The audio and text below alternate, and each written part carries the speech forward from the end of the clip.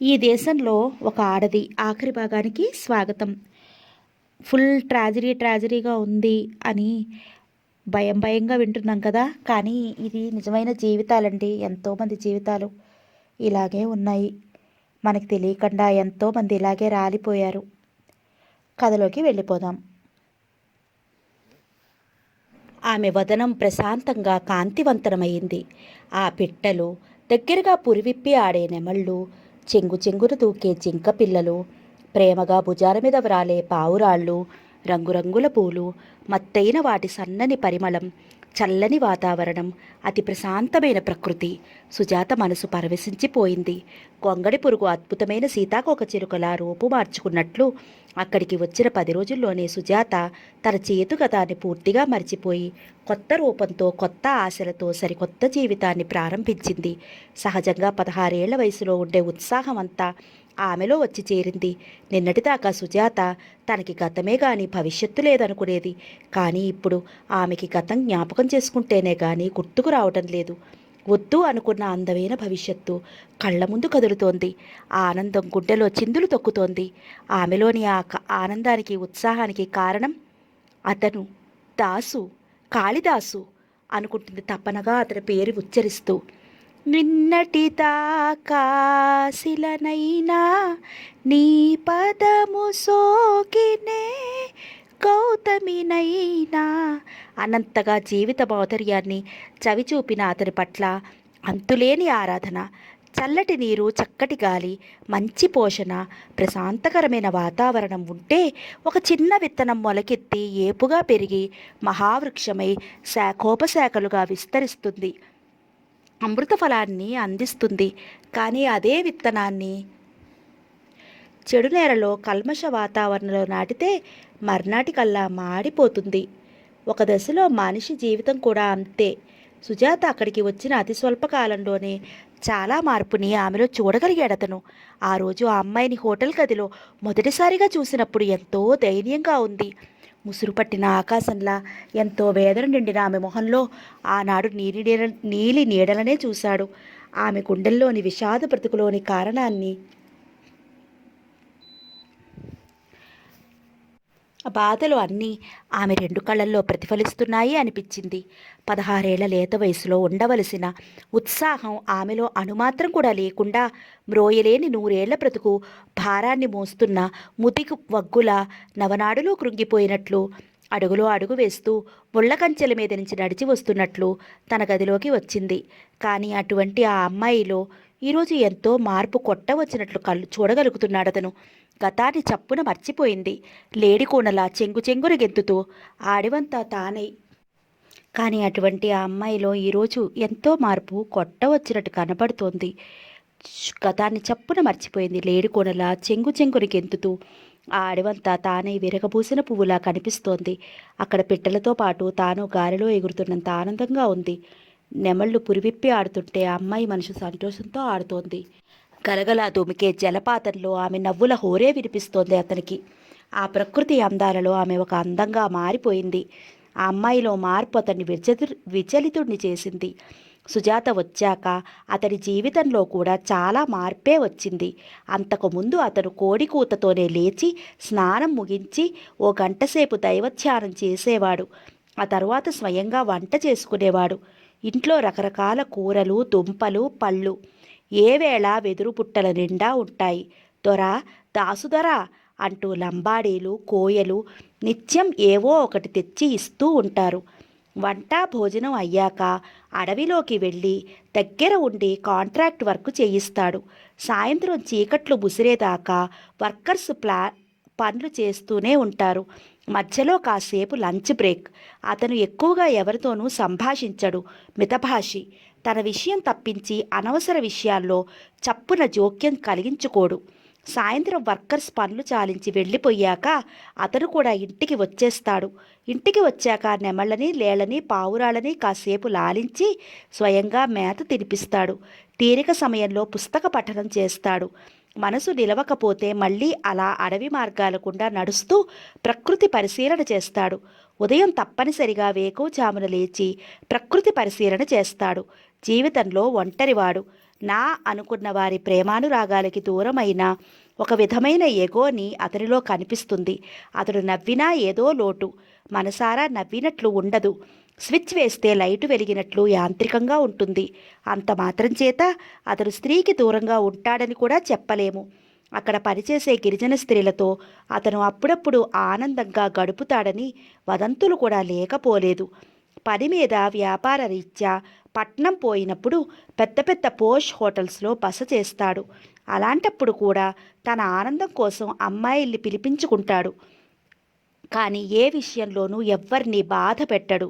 అవతలి అమ్మాయి కొంచెం హర్ట్ అయ్యి ఏడ్చి కన్నీళ్లు పెట్టుకుంటుంటే మెత్తగా కరిగిపోతాడు, అంతే. మిగతా విషయాలన్నింటిలో తన చుట్టూ గిరి గీసుకుని ఒక పరిధిలో జీవిస్తాడు. ఆ గిరి దాటి తను బయటికి రాడు.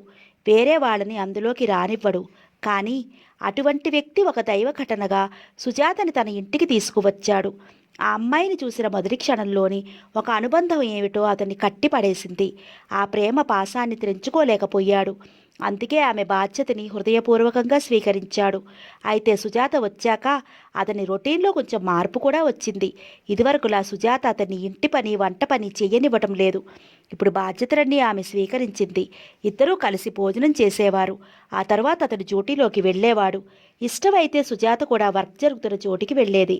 అలసట అనిపిస్తే ఇంటి పట్టునే ఉండిపోయేది. దాసుదొర, ఆ అమ్మాయి ఎవరు?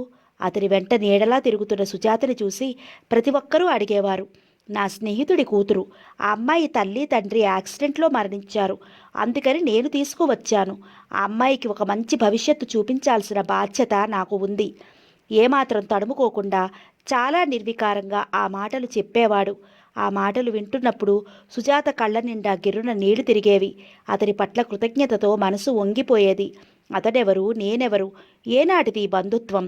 ఇంతవరకు ఒక ఆడదాన్ని దిగజార్చటానికి ప్రయత్నించేవాడనే తను చూసింది. కానీ దిగజారిన స్త్రీని తిరిగి ఉన్నత స్థానంలో నిలబెట్టాలనుకునే ఇలాంటి వ్యక్తులు కూడా ఉన్నారు కదా అనుకుంటే ఆమె మనసంతా అతని పట్ల గౌరవంతో నిండిపోయేది. ఆ భగవంతుడే తనని రక్షించటానికి ఇతని రూపంలో వచ్చాడేమో అనుకునేది. ఇదివరకులా సుజాతకి చదువుకోవాలని, మంచి ఉద్యోగం చేసి సంపాదించాలని ఇలాంటి కోరికలు ఏమీ లేవు. చాలా వరకు ఆమె మనసు శిథిలం అయిపోయింది. ఆ మురికి కొంప నుంచి బయటపడటమే గొప్ప వరంగా భావిస్తోంది. ఇప్పుడు ఆమెకి ఏ కోరికలు లేవు. ఆమె అంతరాంతరాలలో ప్రగాఢంగా ఉన్న కోరికల్లా ఒక్కటే, అతని చల్లని నీడలో ఏ వడిదుడుకులు లేకుండా ప్రశాంతంగా తన జీవితం ఇలా వెళ్ళిపోవాలన్నదే ఆమె ఆశయం. ఆ తర్వాత ఎలాగైనా అతన్ని ఒప్పించి తన తల్లిని కలుసుకోవాలి. అతని సహకారంతో ఆ చెరసాల నుంచి అమ్మకి విముక్తి కలిగించాలి. అంతకు మించి ఏ ఆశలు లేవు సుజాతకి. అతనితో జీవితాన్ని పంచుకునే మధుర గడియ కోసం, తన తల్లిని కలుసుకునే రోజు కోసమే ఆమె నిరీక్షణ. కేవలం ఆవేశంతో చేసుకున్న నిర్ణయం కాదిది. ఎంతో ఆలోచించిన మీదటే ఆ నిర్ణయం తీసుకుంది సుజాత.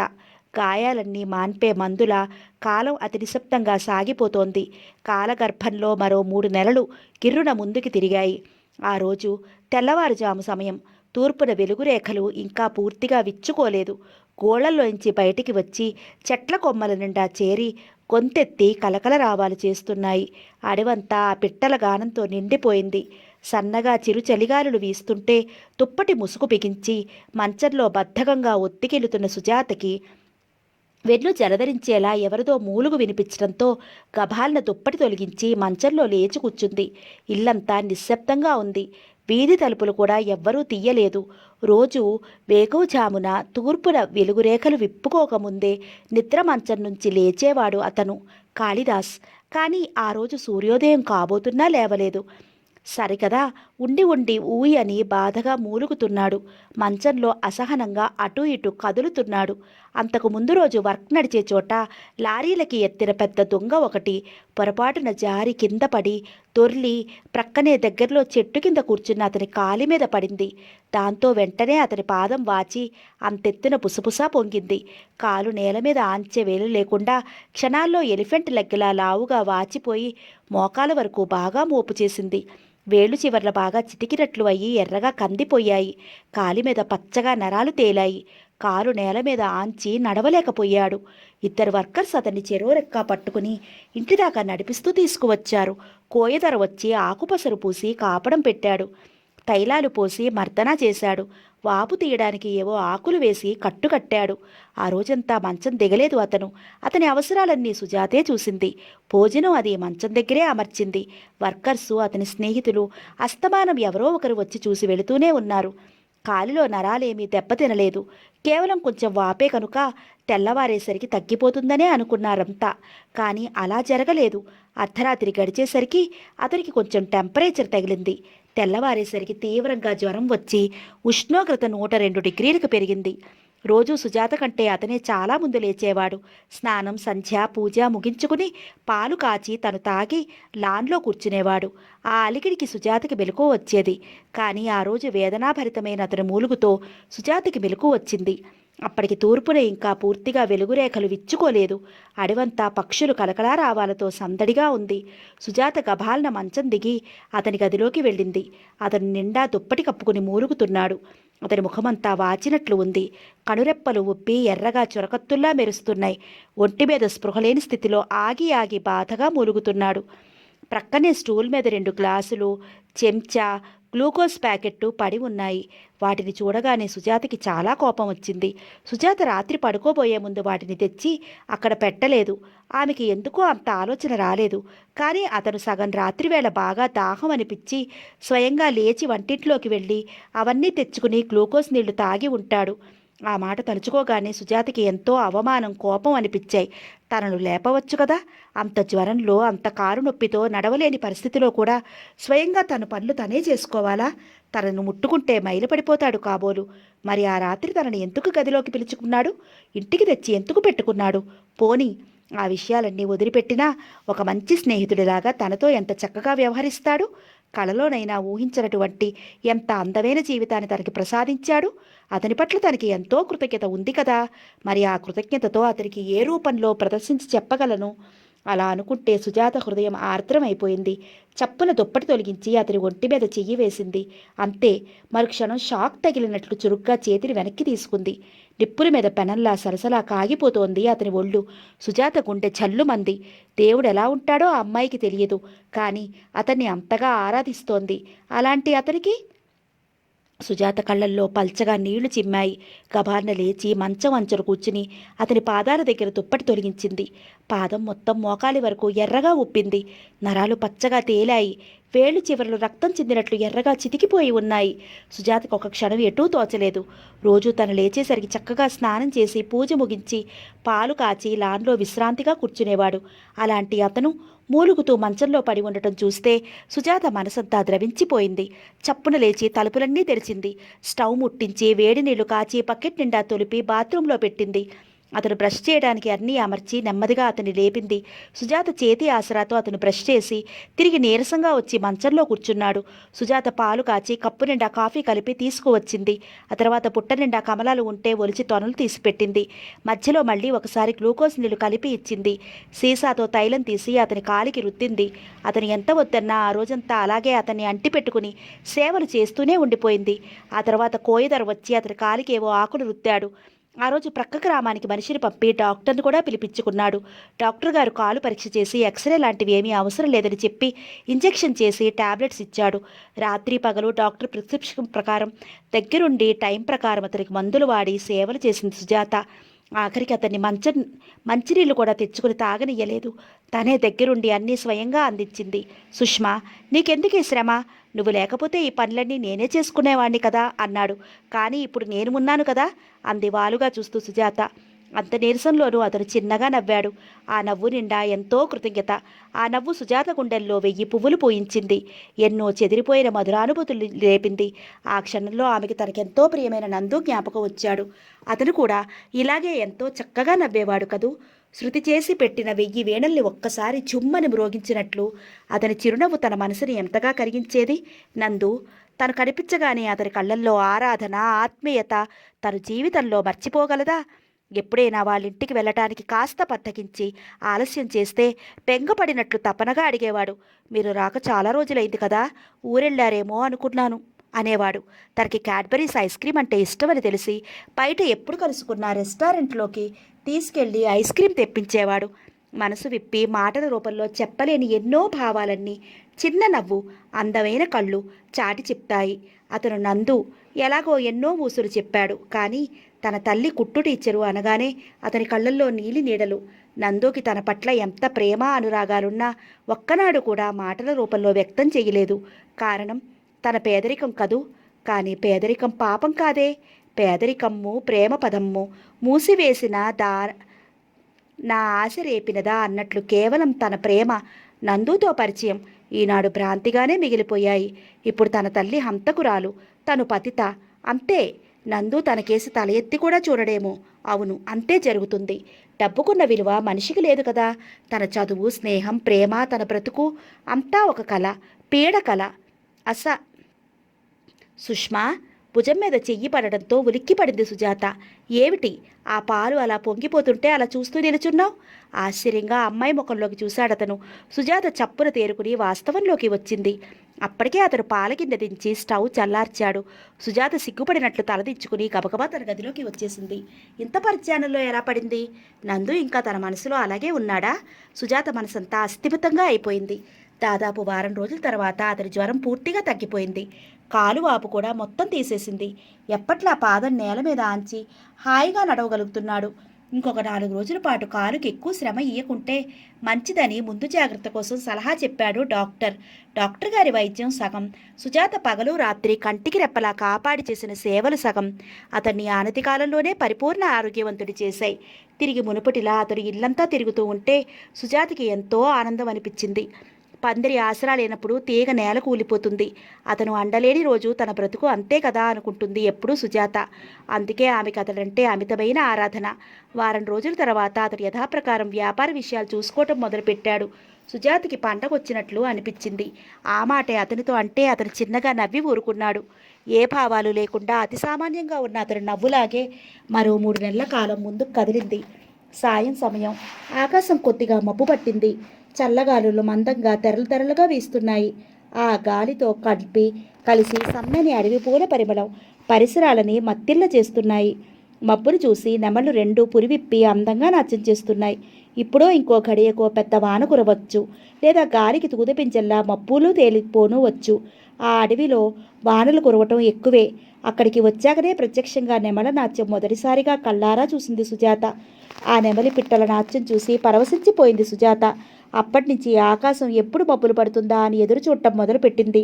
బహుబహిన్ పూర్పైన విధానాహిన్ పిన్స్ అయిన వాన కురుస్తోంది. నెమలు నాట్యం చేస్తున్నాయి. ప్రేమికుడు తన ప్రియురాలి హృదయానికి హత్తుకుంటున్నాడు.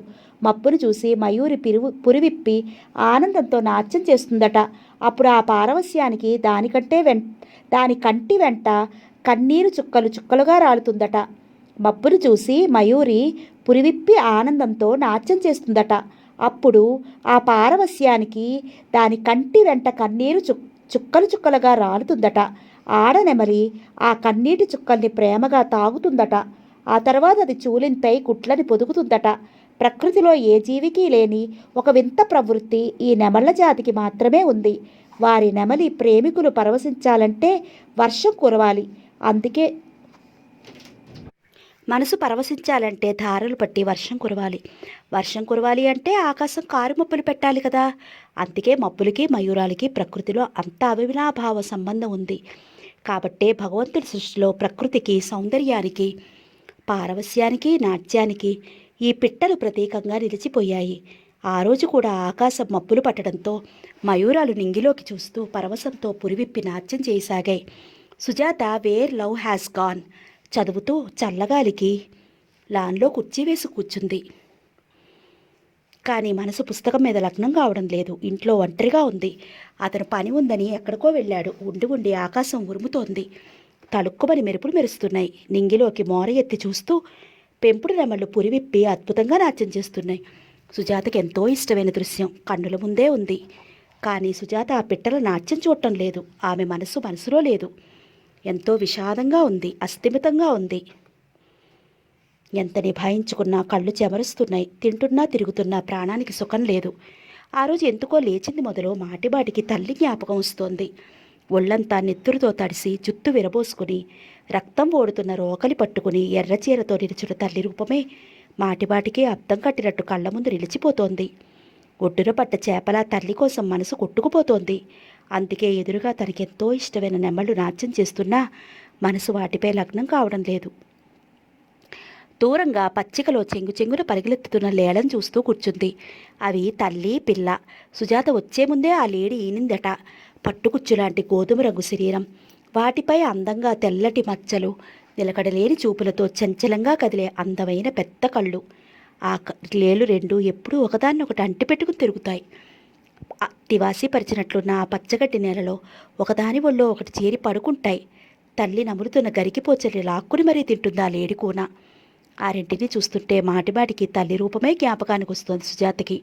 ఇప్పుడు అమ్మ ఆ జైల్లో ఎలా ఉందో, శంకర్లాల్ని హత్య చేసినందుకు అమ్మకి ఎలాంటి శిక్ష విధించారో, ఇన్ని రోజులుగా తనని చూడక అమ్మ అనుక్షరం తన కోసం ఎంతగా కుమిలి పరితెప్పించిపోతుందో, ఆ జైల్లో ఎన్ని కష్టాలు పడుతుందో తలుచుకుంటేనే గుండె తరుక్కుని పోతోంది.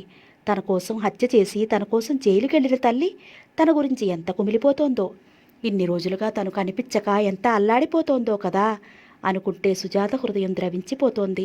అయినా ఏమీ చెయ్యలేని నిస్సహాయతతో కుమిలిపోతోంది.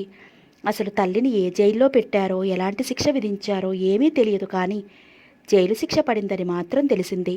అమ్మ ఎలా ఉందో, ఎక్కడ ఉందో, ఎలాగైనా అమ్మని ఒక్కసారి చూడాలి. అనుక్షణం ఇవే ఆలోచనలు సుజాతవి. మనసంతా ఒకటే హోరు. మొండి కత్తితో గుండెని కోస్తున్నట్లు, కడుపులో పొయ్యి రాజపెడుతున్నట్లు అనిర్వచనీయమైన వేదన. ఒక్కోసారి ఆ జ్ఞాపకాలు మరింత క్షోభ పెడతాయి. ఆ రోజు ఉదయం నుంచి అలాగే ఉంది. మాటిపాటికి తల్లి జ్ఞాపకం వస్తోంది.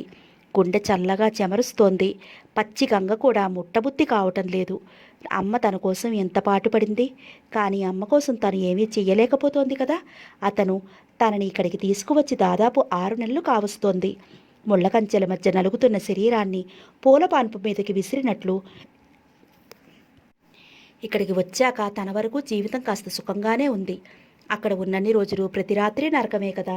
ప్రతి రాత్రి కన్నీటితోనే తెల్లవారిపోయింది కదా. కానీ ఇక్కడికి వచ్చాక రొచ్చుకుంటలో పడిన తరువాత తిరిగి గంగానదిలో స్నానం చేసినట్లు జీవితం కొంచెం ప్రశాంతంగానే సాగిపోతోంది. నలుగురిలో తను ఒక మనిషి కదా అన్న గుర్తింపు, స్త్రీగా సున్నితమైన భావన కలుగుతోంది. కానీ ఏం లాభం? బాహ్యంగా ఎంత సుఖం ఉన్నా మనసు కృంగిపోతోంది. తల్లి జ్ఞాపకం రాని క్షణం లేదు. ఆ జైలు కటకటాల వెనక తల్లిని ఊహించుకుంటేనే గుండెకి సూదులు గుచ్చుతున్నట్లుగా ఉంది. ఆ బ్రోతల్ హౌస్లో జీవించినన్నాళ్ళు తను జైలు గదిలో ఉన్నట్టే బ్రతికింది. కానీ భగవంతుడు అనుగ్రహించబట్టి ఆ మురికి కోపం నుంచి ఎలాగో బయటపడగలిగింది. అలాగే తన తల్లిని కూడా ఆ చెరసాల నుంచి బయటికి తీసుకుని రాగలిగితే బావుండును అని ఆరాటపడుతోంది. నిజానికి తనకిగా తను చెప్పలేకపోయినా అతను ఎన్నోసార్లు తన గతాన్ని గురించి, తన తల్లిదండ్రుల గురించి, తన జీవితం గురించి వివరాలు గుచ్చిగుచ్చి అడిగాడు. అలాంటి క్షణాల్లో తన మనసు ఎంతో బలహీనపడిపోయేది.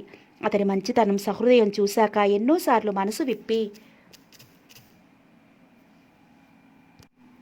తన గోడు చెప్పుకోవాలి అనిపించేది. ఒక్కసారి కనీసం తన తల్లిని కళ్ళారా చూసే అవకాశం కలిగించమని వేడుకోవాలనిపించేది. కానీ ఎందుకో అంతలోనే సందేహం, ఎన్నో రకాల సంశయాలు. తల్లి గురించి నాలుక చివరిదాకా వచ్చిన మాటలు కూడా పైకి చెప్పలేక గొంతుకులోనే మింగివేసింది. అతడు సహృదయంతో సహకరిస్తే సరే, లేకపోతే తను ఒక హంతకురాలి కూతుర్ని అని, తన తల్లి జైల్లో ఉందని అసహించుకుంటే తన గతి ఏమిటి? ఈపాటి ఆశ్రయం కూడా ఉండదు కదా. తను గర్ల్, తన తల్లి హంతకి. తమలాంటి వాళ్ళని ఇంట్లో పెట్టుకుందుకు, తమలాంటి నేరస్తులకు సహాయం చేయడానికి వెనకాడవచ్చు. ఏ రకంగానైనా భయపడవచ్చు. అప్పుడు ఈ పాటి ఆదరణ కూడా చూపించకపోతే తనని ఇంటి నుంచి వెళ్ళగొట్టవచ్చు కదా. ఎంత సహృదయత, మంచితనం ఉన్నా తనలాంటి వాళ్ళని ఎవరు ఆదరిస్తారు? ఎవరు అర్థం చేసుకుంటారు? దొంగ కూతురు దొంగ కాకపోయినా దొంగను చూసినట్లే చూస్తుంది లోకం. ఇప్పుడు తన విషయంలోనూ అంతే అవుతుంది. మీ అమ్మ హంతకురాలు అయినప్పుడు నువ్వు మాత్రం కాకుండా పోతావా అన్న బెదురుతో అతడు తనని దూరం చేస్తాడేమోనని సుజాత భయం. అది సహజం కూడా. ఎవరి ప్రాణం గురించి వాళ్లకు తీపి ఉండటంలో ఆశ్చర్యం లేదు కదా. నిజానికి తాము అలాంటి వాళ్ళం కాదని చెప్పినా ఎవరూ నమ్మకపోవచ్చు. ఎందుకంటే ప్రత్యక్ష సాక్ష్యంగా తమ నేరాలే కనిపిస్తాయి, కానీ కారణాలు కనిపించవు కదా. అందుకే సుజాత అతనికి తల్లి గురించి చెప్పడానికి భయపడింది. ఆమె తెలిసి తెలియని వయసు, ఏదో అనుభవాలు, మంచి జరుగుతున్న నమ్మకంని కోల్పోయేలా చేసే ఈ 6 నెలల సాహచర్యంలోనూ అతని వ్యక్తిత్వాన్ని గురించి ఏ విధంగానూ ఒక నిర్ణయానికి రాలేకపోతోంది సుజాత. అతను తనతో ప్రేమగానే ఉంటున్నాడు, అభిమానంగానే చూస్తున్నాడు. కానీ ఆ ప్రేమ ఏ రకమైనదో, ఆ అభిమానానికి అర్థమేమిటో ఎంత ఆలోచించినా తోచడం లేదు. ఆ రోజు అతడు తన కోసం అంత డబ్బు ఖర్చు పెట్టి అంత శ్రమ అతని ఇంటికి తీసుకువచ్చి ఉన్న రోజు అనుకుంది, తను చాలా అందమైన అమ్మాయి. ఆ మాట చాలామంది అన్నారు. ఆ అందమే అతన్ని ఆకర్షించి ఉంటుంది. తన అందం కేవలం అతని ఒక్కడి సొంతమే కావాలన్న తపనతో తనని ఇక్కడికి తెచ్చుకుని ఉండవచ్చు. మోజు తీరిపోయిన తర్వాత తనను పట్టించుకోకపోవచ్చు. లేదు, జీవితాంతం అతడి దగ్గరే ఆశ్రయం ఇవ్వనూ వచ్చు అనుకుంది ఆ రోజు. అతని మనసు ఇతమిత్తంగా తెలియకపోయినా అతని నిర్ణయం ఎలాంటిదైనా సరే ఆ విషవలయం నుంచి బయటికి తీసుకువచ్చినందుకు మనసులోనే అతని పాదాలు కళ్ళకత్తుకుంది. ఆ హోటల్స్లో ఎన్నో రాత్రులు ఎందరికో మనసు మొరాయిస్తున్న కన్నీటితో తల వంచింది. కానీ అతనికి తనకి తానుగా మనసు అంకితం కావాలని ఎన్నో రాత్రులు ఎదురు చూసింది. మనసు విప్పి ఒక ఆడపిల్ల మాటల ద్వారా చెప్పలేని భావాలని ప్రవర్తన ద్వారా చూపించింది. తనకు ఒక కొత్త జీవితాన్ని ప్రసాదించిన అతని పాదాల దగ్గర తన బ్రతుకు గడిచిపోవాలని ఆశించింది. కానీ అతడు మౌనిలాగా తన దగ్గర ప్రవర్తిస్తున్నాడు. తను అతనికి ఎంత దగ్గర కావాలని ప్రయత్నిస్తోందో అతడు తనకి అంత దూరంగా ఉంటున్నాడు. దాంతో సుజాత హతాశురాలైపోయింది. అందుకే తల్లి గురించి కూడా ధైర్యంగా చెప్పలేకపోతోంది. అతనిలోని ఆ స్తబ్దతకి కారణం ఏమిటో కూడా అర్థం కావటం లేదు. అసలు తనని ఇక్కడికి ఎందుకు తీసుకొచ్చాడో, తన విషయంలో అతని అభిప్రాయం ఏమిటో అంతా అయోమయం. ఒక్క చిక్కుముడిలాగా అనిపిస్తుంది. ఆ విషయం గురించి తను అడగలేదు, అతడు చెప్పడు. అతడు తనకంటే వయసులో పెద్దవాడు. అయినా సరే అతడు అంగీకరిస్తే అతన్ని వివాహం చేసుకోవాలని, అతని నీడను తన జీవితం వెలదీయాలని మనసావాచ కోరుకుంటోంది. ఆ తర్వాత తన ప్రేమ వల్ల, ప్రవర్తన వల్ల అతని ఇంట్లోనే కాక అతని మనసులో కూడా చోటు సంపాదించుకుని అప్పుడు తన తల్లి గురించి చెప్పాలని, అతని సహకారంతో తల్లిని ఎలాగైనా ఆ చెరసాల నుంచి విముక్తి కలిగించి తన దగ్గరికి తెచ్చుకోవాలని ఆశిస్తోంది సుజాత. కానీ అతను ఎంతమాత్రం సుముఖంగా లేడు.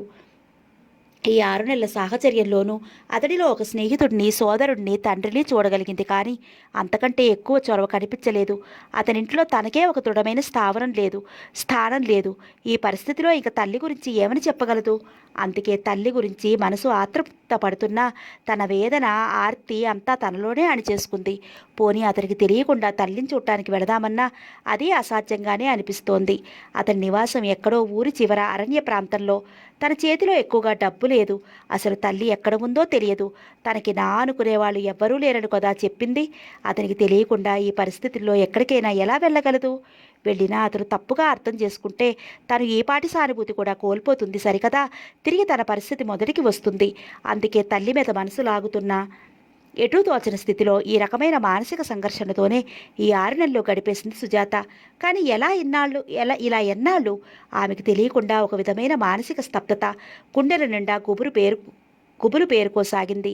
రాను రాను ఆమెలో ఒక విధమైన ఫ్రిజిడిటీ, మనసుకి అద్దం పట్టినట్లు ఆ అమ్మాయి కళ్ళల్లో కనిపిస్తున్న నీలి నీడలు అతడిని విచలితుడిని చేశాయి. ఆమె పెదవి విప్పకనే అతడు ఆమె గుండెలోని గుబులుని అర్థం చేసుకున్నాడు. ఆ అమ్మాయి ఒక విధమైన అమాయకతతో, కృతజ్ఞతతో తన సాహచర్యం కోరుకుంటోంది. కానీ అతనికి ఆమె పట్ల అలాంటి భావాలు ఎందుకో కరగడం లేదు. ఆ మాట చెప్తే బాధపడుతుందేమో. అసలు నన్ను ఎందుకు ఇక్కడ తీసుకొచ్చారని అడిగితే జవాబు అతని దగ్గర స్థిరంగా లేదు. ఈ సమస్యకి ఏదో ఒక పరిష్కారం సూచించాలి అని అనిపించింది. ఇక్కడికి వచ్చిన కొత్తలో ఆమెలో ఉన్న ఉత్సాహం స్థానంలో ఇప్పుడు విషాదం కనిపించడం చూసి అతను స్తంభీభూతుడయ్యాడు. ఆ రోజు ఆ అమ్మాయి కన్నీరు చూసి కరిగిపోయాడు. ఎందుకో ఇది అని చెప్పలేని అనిర్వచనీయమైన ఆపేక్ష అనిపించింది ఆమెను చూడగానే. ఆ భావనతోటే ఆ అమ్మాయికి ఏదైనా మంచి చెయ్యాలని కదా తన వెంట. కానీ ఇంతవరకు ఆమె భవిష్యత్తు గురించి ఏమీ ఆలోచించలేదు. ఆమెను పెళ్లి చేసుకునే ఉద్దేశం ఎలాగూ తనకి లేదు. ఆ అమ్మాయిని చూస్తే ఎందుకో అసలు అలాంటి సెక్స్పరమైన ఆలోచనలు రావడం లేదు. కానీ ఇలా తిండి బట్ట ఇచ్చి ఇంట్లో ఆశ్రయం చూపించినంత మాత్రాన ఈ సమస్య పరిష్కారం కాదు. ఆ అమ్మాయికి ఒక మంచి భవిష్యత్తు ఏర్పాటు చేయాలి అనుకున్నాడు అతను. తీవ్రంగా ఆలోచించిన మీదట ఒక నిశ్చయానికి వచ్చాడు. ఒకరోజు సుజాతని పిలిచి చెప్పాడు, సుష్మా, నువ్వు ఇంటర్ ఫస్ట్ క్లాస్లో పాస్ అయ్యావని చెప్పావు కదా? అవును. నువ్వు చదువుకున్న కాలేజీకి అప్లై చేసి నీ రికార్డ్స్, సర్టిఫికెట్స్ తెప్పించుకో అంటూ 2 ఎన్వలప్ స్టాంప్స్ అందించాడు. సుజాత తలెత్తి ఆశ్చర్యంగా అతని ముఖంలోకి చూసింది. అతను సన్నగా నవ్వి అన్నాడు, అవును సుష్మా, నీకేదైనా మంచి భవిష్యత్తు చూపించాలనే ఉద్దేశంతోనే నిన్ను ఇక్కడికి తెచ్చాను. వచ్చే నెలలో మనం హైదరాబాద్కి వెళదాం. అక్కడ నిన్ను మెడికల్ ఎంట్రన్స్లో చేర్పిస్తాను. సీటు వచ్చిందా సరే, లేకపోతే డొనేషన్ కట్టైనా సరే నిన్ను మెడిసిన్లో చేర్పిస్తాను. సుజాత స్తంభించినట్టు 2 నిమిషాల సేపు రెప్ప వేయకుండా అతని ముఖంలోకి చూసి నెమ్మదిగా తలదించుకుని అంది. ఇప్పుడు నాకంత చదువు ఎందుకు? అంత డబ్బు మీరు నా కోసం ఖర్చు పెడితే మీ రుణం నేను జీవితంలో తీర్చుకోలేను. సుష్మా, రుణాల మాట ఎందుకు? అయినా నువ్వు తీర్చుకోవలసింది నా రుణం కాదు. ప్రజాసేవ చేసి ఆ విధంగా నాకు ఆనందాన్ని ఇచ్చి నీ రుణం తీర్చుకో. అసలు ఇప్పుడు నాకెందుకింత చదువు? సుష్మా, చదువెందుకేమిటి? నువ్వు డాక్టర్ కావాలి, అది నా కోరిక. సుష్మా, నాకెవ్వరూ లేరు. జీవితంలో ఒంటరి వాడిని. ఈ కాంట్రాక్ట్స్ చేసి చాలానే సంపాదించాను. నేను పోయేలోగా ఏదైనా ఒక మంచి పని చేయాలనుకున్నాను. లేదు, ఎవరైనా ఒక అనాథ బాలికను పెంచుకోవాలని కూడా అనుకున్నాను. అలాంటి పరిస్థితిలో నువ్వు దైవ ఘటనగా తటస్థపడ్డావు. నిన్ను చూడగానే ఎందుకో నా మనసు స్పందించినట్లు అయింది.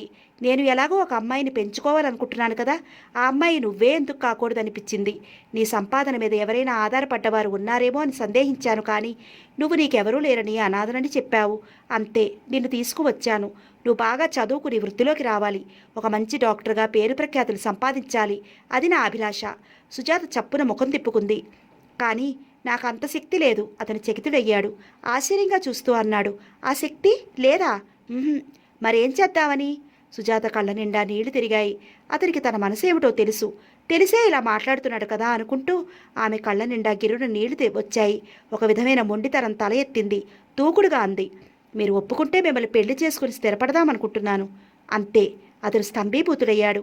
ఇన్నాళ్ళకి ఆమె ప్రవర్తన బట్టి ఆ అమ్మాయికి ఆ ఉద్దేశం ఉందని గ్రహించుకున్నాడు, కానీ అంత సూటిగా చెప్తుందనుకోలేదు.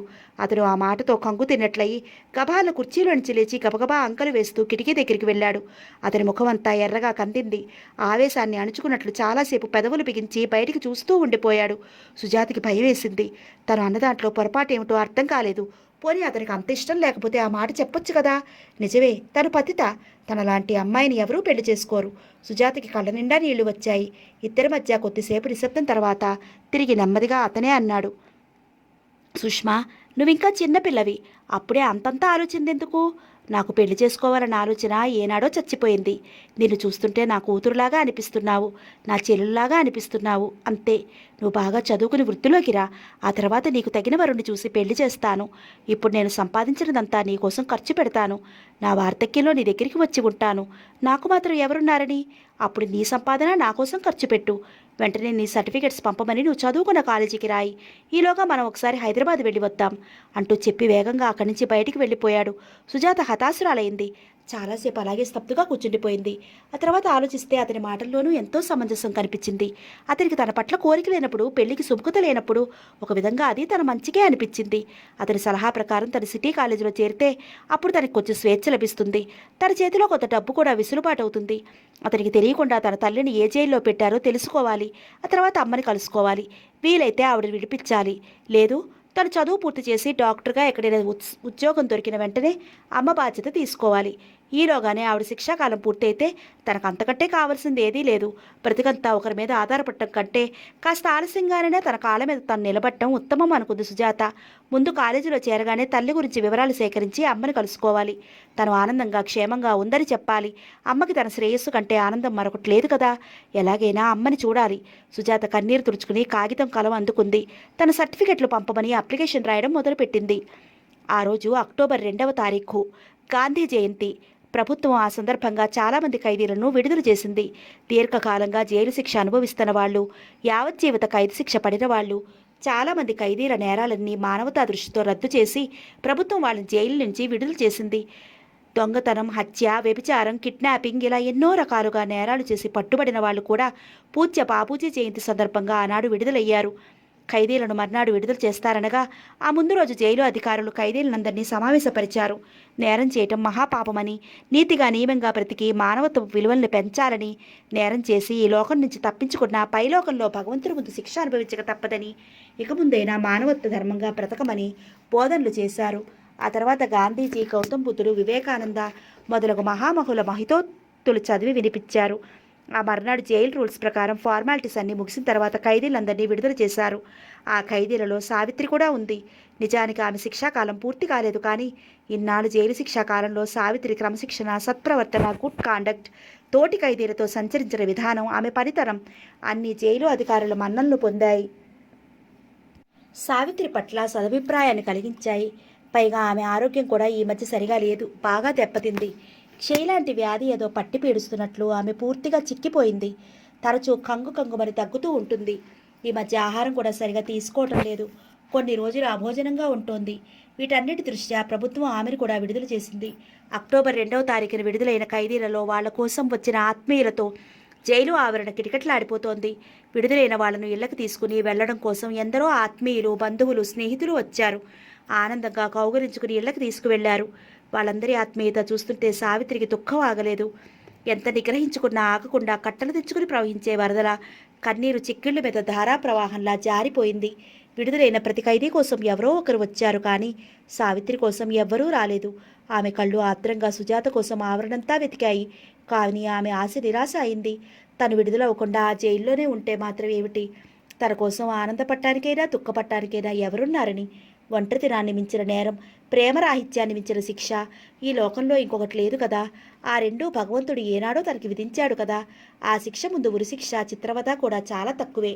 నిజం చెప్పాలంటే బయటి ప్రపంచంలో కంటే ఈ జైలు గోడల మధ్య తన జీవితం ఒక రకమైన ప్రశాంతతో క్రమశిక్షణగా సాగిపోయింది. బయటికి వస్తే తను నిరుపేద, ఒంటరి బ్రతుకులో అడుగు అడుగునా అశాంతి, భయం, ఆందోళనే కదా. ఈ ప్రపంచం ఎంత విశాలమైనదైనా తను జైల్లో ఉన్నట్లే బ్రతికింది. కానీ ఆ జైలు గది ఎంత ఇరుకైనా అదే విశాల ప్రపంచంలా ఆ కాస్తలోనే ఉన్నంతలో శాంతిగా, సుఖంగా, ఆనందంగా జీవించింది. కానీ తిరిగి ఇప్పుడు మళ్ళీ ఆ పాత జీవితం, ఆశలు, అడియాసలు, ఆరాటం అన్నీ తలెత్తుతాయి. తన కూతురు గురించి ఆందోళన మొదలైంది. నిజానికి దానికోసం ఊరూరా తిరిగే శక్తి, ఓపిక తన ఒంట్లో లేదు. అలా అని దాని గురించి పట్టించుకోకుండా ఊరుకునేటంత గుండె నిప్పరము కూడా లేదు. దాన్ని చూసి ఎన్నాళ్ళయింది? 2 ఏళ్ల పైనే కదా. అసలు ఇప్పుడు అది ఎక్కడుంది? ఎలా ఉంది? ఈ అమ్మ దానికి జ్ఞాపకం ఉందా? లేక? సావిత్రి చెక్కిళ్ల మీద ధారగా జారిపోతున్న కన్నీరు పైటి చెంగుతో అద్దుకుంది. నిశ్శబ్దంగా జైలు గేటు దాటి రోడ్డు వెంట నడవసాగింది. ఇదివరకలా ఇప్పుడు ఒంట్లో ఓపిక లేదు. గాలి తీసేసిన తోలుతిత్తిలా అయిపోయింది శరీరం. అడుగు తీసి అడుగు వేస్తుంటే గుండెల్లో కలుక్కుమంటోంది. అయినా సావిత్రి నడక ఆపలేదు. వెన్నెముక విరిగినట్లు కాస్త వంగి అరచేత్తో గుండెలు అదిమి నడవటం మొదలుపెట్టింది. ఇల్లు ఇల్లంటావు, నీ ఇల్లు అంటావు, ఇల్లు నీకెక్కడే చిలక, కూలిపోయే ఇల్లు, కాలిపోయే ఇల్లు, కలకాలముండదే చిలక, ఊరికి ఉత్తరాన కావుజీపురములో కట్టి ఇల్లనదే చిలక.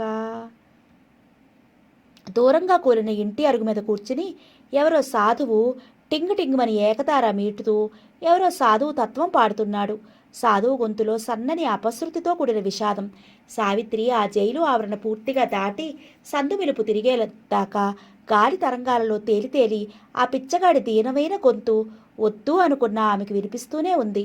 సావిత్రి ఆలోచనల మధ్య చాలా దూరం నడిచి అలసిపోయింది. జైలు ఆవరణ దాటి చాలా దూరం వచ్చేసింది.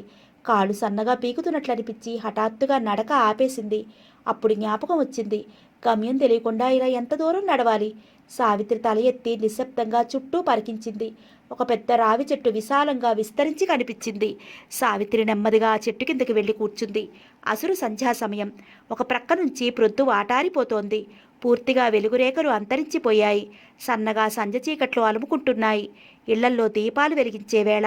చెట్టు పోదని ఆనుకుని చాలాసేపు నిశ్శబ్దంగా ఒంటరిగా కూర్చుని ఆలోచిస్తూ కూర్చునిపోయింది సావిత్రి. ఎంత ఆలోచించినా ఎక్కడికి వెళ్ళాలి అన్న ప్రశ్నకి మాత్రం జవాబు దొరకటం లేదు. ఉవ్వెత్తున లేచి విరిగిపడే అలల్లా సావిత్రికి గుండెల్లో నుంచి కన్నీరు పొంగి వచ్చింది. మోకాళ్ళ మీద తల పెట్టుకుని చాలాసేపు ఏడుస్తూ కూర్చుండిపోయింది. ఈ ప్రపంచం ఎంత విశాలంగా ఉంటే మాత్రమేమిటి? ఒక స్త్రీ తలదాచుకుందుకు కొంచెం నీడ లేకపోయిన తర్వాత, నా అని చెప్పుకుందుకు ఒక తోడు లేకపోయిన తర్వాత, స్త్రీకి న్యాయం చేయలేని చట్టం, స్త్రీకి రక్షణ లేని సంఘం ఎందుకు? సావిత్రి చెక్కిళ్లపై కన్నీరు కాలువలు కట్టి జారుతోంది. సుజాత కొరకు ఆ తల్లి మనసు తపన పడుతోంది. అది ఇప్పుడు ఎక్కడ ఉందో, ఎలా ఉందో, ఏ కిరాతకుల చేతుల్లో ఎన్ని కష్టాలు పడుతోందో, నా అనుకున్న వాళ్ళు లేక ఎన్ని బాధలు పడుతోందో. అనుక్షణం ఈ రకమైన ఆలోచనలు ఆమె గుండెని చెదపురుగులా తొలుస్తున్నాయి. కూతురి కంటికి దూరమైన క్షణం నుంచి ఈ రకమైన మానసిక శోభతో నలిగిపోతోంది సావిత్రి. చేపపిల్లల్లా తలతలా మెరిసే ఆమె సోక కళ్ళు గాజుకుట్లలా మారిపోయాయి. కళ్ళ కింద నల్లగా వలయాలు ఏర్పడ్డాయి. తెల్లగా చంద్రపు చెక్కల్లా ఉండే చిక్కిళ్ళు పల్చగా చిక్కి లొట్టలు పోయాయి. నల్లగా రిగ్గులు తిరిగి తుమ్మెద రక్కల్లా ఉండే జుట్టు రాగి రంగుకు తిరిగి తుప్పులు తుప్పులుగా అయిపోయింది. ఒక్కసారి 50 ఏళ్లు అదనంగా పైబడినట్లు కృంగిపోయింది సావిత్రి. ప్రపంచంలోని నిర్వేదం అంతా ఆమె కళ్ళల్లోనే గూడు కట్టుకుంది అన్నట్లు నిర్జీవంగా ఉన్నాయి ఆమె చూపులు. జైలులో ఉన్నన్నాళ్ళు ఆమె ఊరికే తిని కూర్చోలేదు. జైలు అధికారులు నిత్యం రకరకాల పనులు చేయించుకుని కూలి డబ్బులు ఇచ్చేవారు. ఆ డబ్బంతా సావిత్రి పేర్లు జమ చేశారు. ఖైదీలందరి చేత అలాగే పనులు చేయించుకుని ఆ కూలి డబ్బు అంతా వాళ్ళకి విడుదలైన రోజునే ముట్ట చెబుతారు. సావిత్రికి అలాగే కొంత డబ్బు చేతికి అందింది. అంతేకాక జైల్లో ఉన్నన్ని రోజులు సావిత్రి సత్ప్రవర్తనకి, క్రమశిక్షణకి, గుడ్ కాండక్ట్కి, తోటి ఖైదీలతో ఆమె వ్యవహరించిన తీరుకి మెచ్చి రివార్డుగా మరికొంత డబ్బు కూడా ముట్ట చెప్పారు. జైలు నుంచి విడుదల చేసే ముందు అధికారులు సావిత్రిని పిలిచి ఆ డబ్బు ఒక జత కొత్త బట్టలు ఇచ్చారు. ఇక ముందైనా నీతిగా నిజాయితీగా బ్రతకమని, హత్యలు చేయటం, వ్యభిచారం చేయటం మానవత్వానికి కళంకం తెచ్చే చర్యలని, స్త్రీగా జన్మ ఎత్తినందుకు ఆ పదానికి గౌరవం తేవాలి గాని కళంకం తేవద్దని నీతులు చెప్పి జైలు అధికారులు సావిత్రిని విడుదల చేశారు. అధికారులు తను నిల్చోబెట్టి ఆ మాటలు చెప్తున్నప్పుడు సావిత్రికి దుఃఖం పొంగి వచ్చింది. చెక్కిళ్ల మీద కన్నీరు ధారలుగా జారిపోయింది. ఆఖరికి ఇతరుల చేత ఆ మాటలు చెప్పించుకోవాల్సి వచ్చింది కదా అన్న ఆవేదనకి ప్రతిరూపమే ఆ కన్నీళ్లు. సావిత్రి జైలు నుంచి బయటికి వచ్చిన మరుక్షణం నుంచి ఒకే ఒక ప్రశ్న ఎదురైంది. ఎక్కడికి వెళ్ళాలి? అసలు తనకి ఎవరున్నారని? ఈ లోకంలో గడ్డిపోచ చాలా తేలికైనది, దూది అంతకంటే తేలికైనది, యాచకుడు ఈ రెండింటికంటే కూడా చాలా తేలికైన వాడని వేదాలు చెబుతున్నాయి. కానీ పతనమైన ఆడది అంతకంటే కూడా చాలా తేలికైనదని సావిత్రి అనుభవం చెప్తోంది. సమాజపరంగా తను ఎంతో పతనమైంది, ఎన్నో రకాల దిగజారింది. అలాంటి తను ఎక్కడికి వెడుతుంది? ఈ పరిస్థితుల్లో సహృదయంగా ఎవరు ఆదరిస్తారు తనని? స్త్రీకి రక్షణ కల్పించలేని సమాజం, స్త్రీకి గౌరవం లేని సమాజం, ఒక చక్కటి సంసార స్త్రీని ఎలా దిగజారుద్దామా అని ఆలోచిస్తారే కానీ పతనమైన స్త్రీని తిరిగి ఉద్ధరిద్దామని, గౌరవ స్థానంలో నిలబడదామని ఎవ్వరూ ఎందుకనుకోరో సావిత్రికి అర్థం కాదు. తప్పు చేసిందని ఒక స్త్రీని అంత వ్రేలెత్తి చూపుతారు కానీ అసలు ఆమె ఆ తప్పు ఎందుకు చేసింది, ఆమె సమస్య ఏమిటి అని సహృదయంగా ఎవరూ ఎందుకు ఆలోచించరు?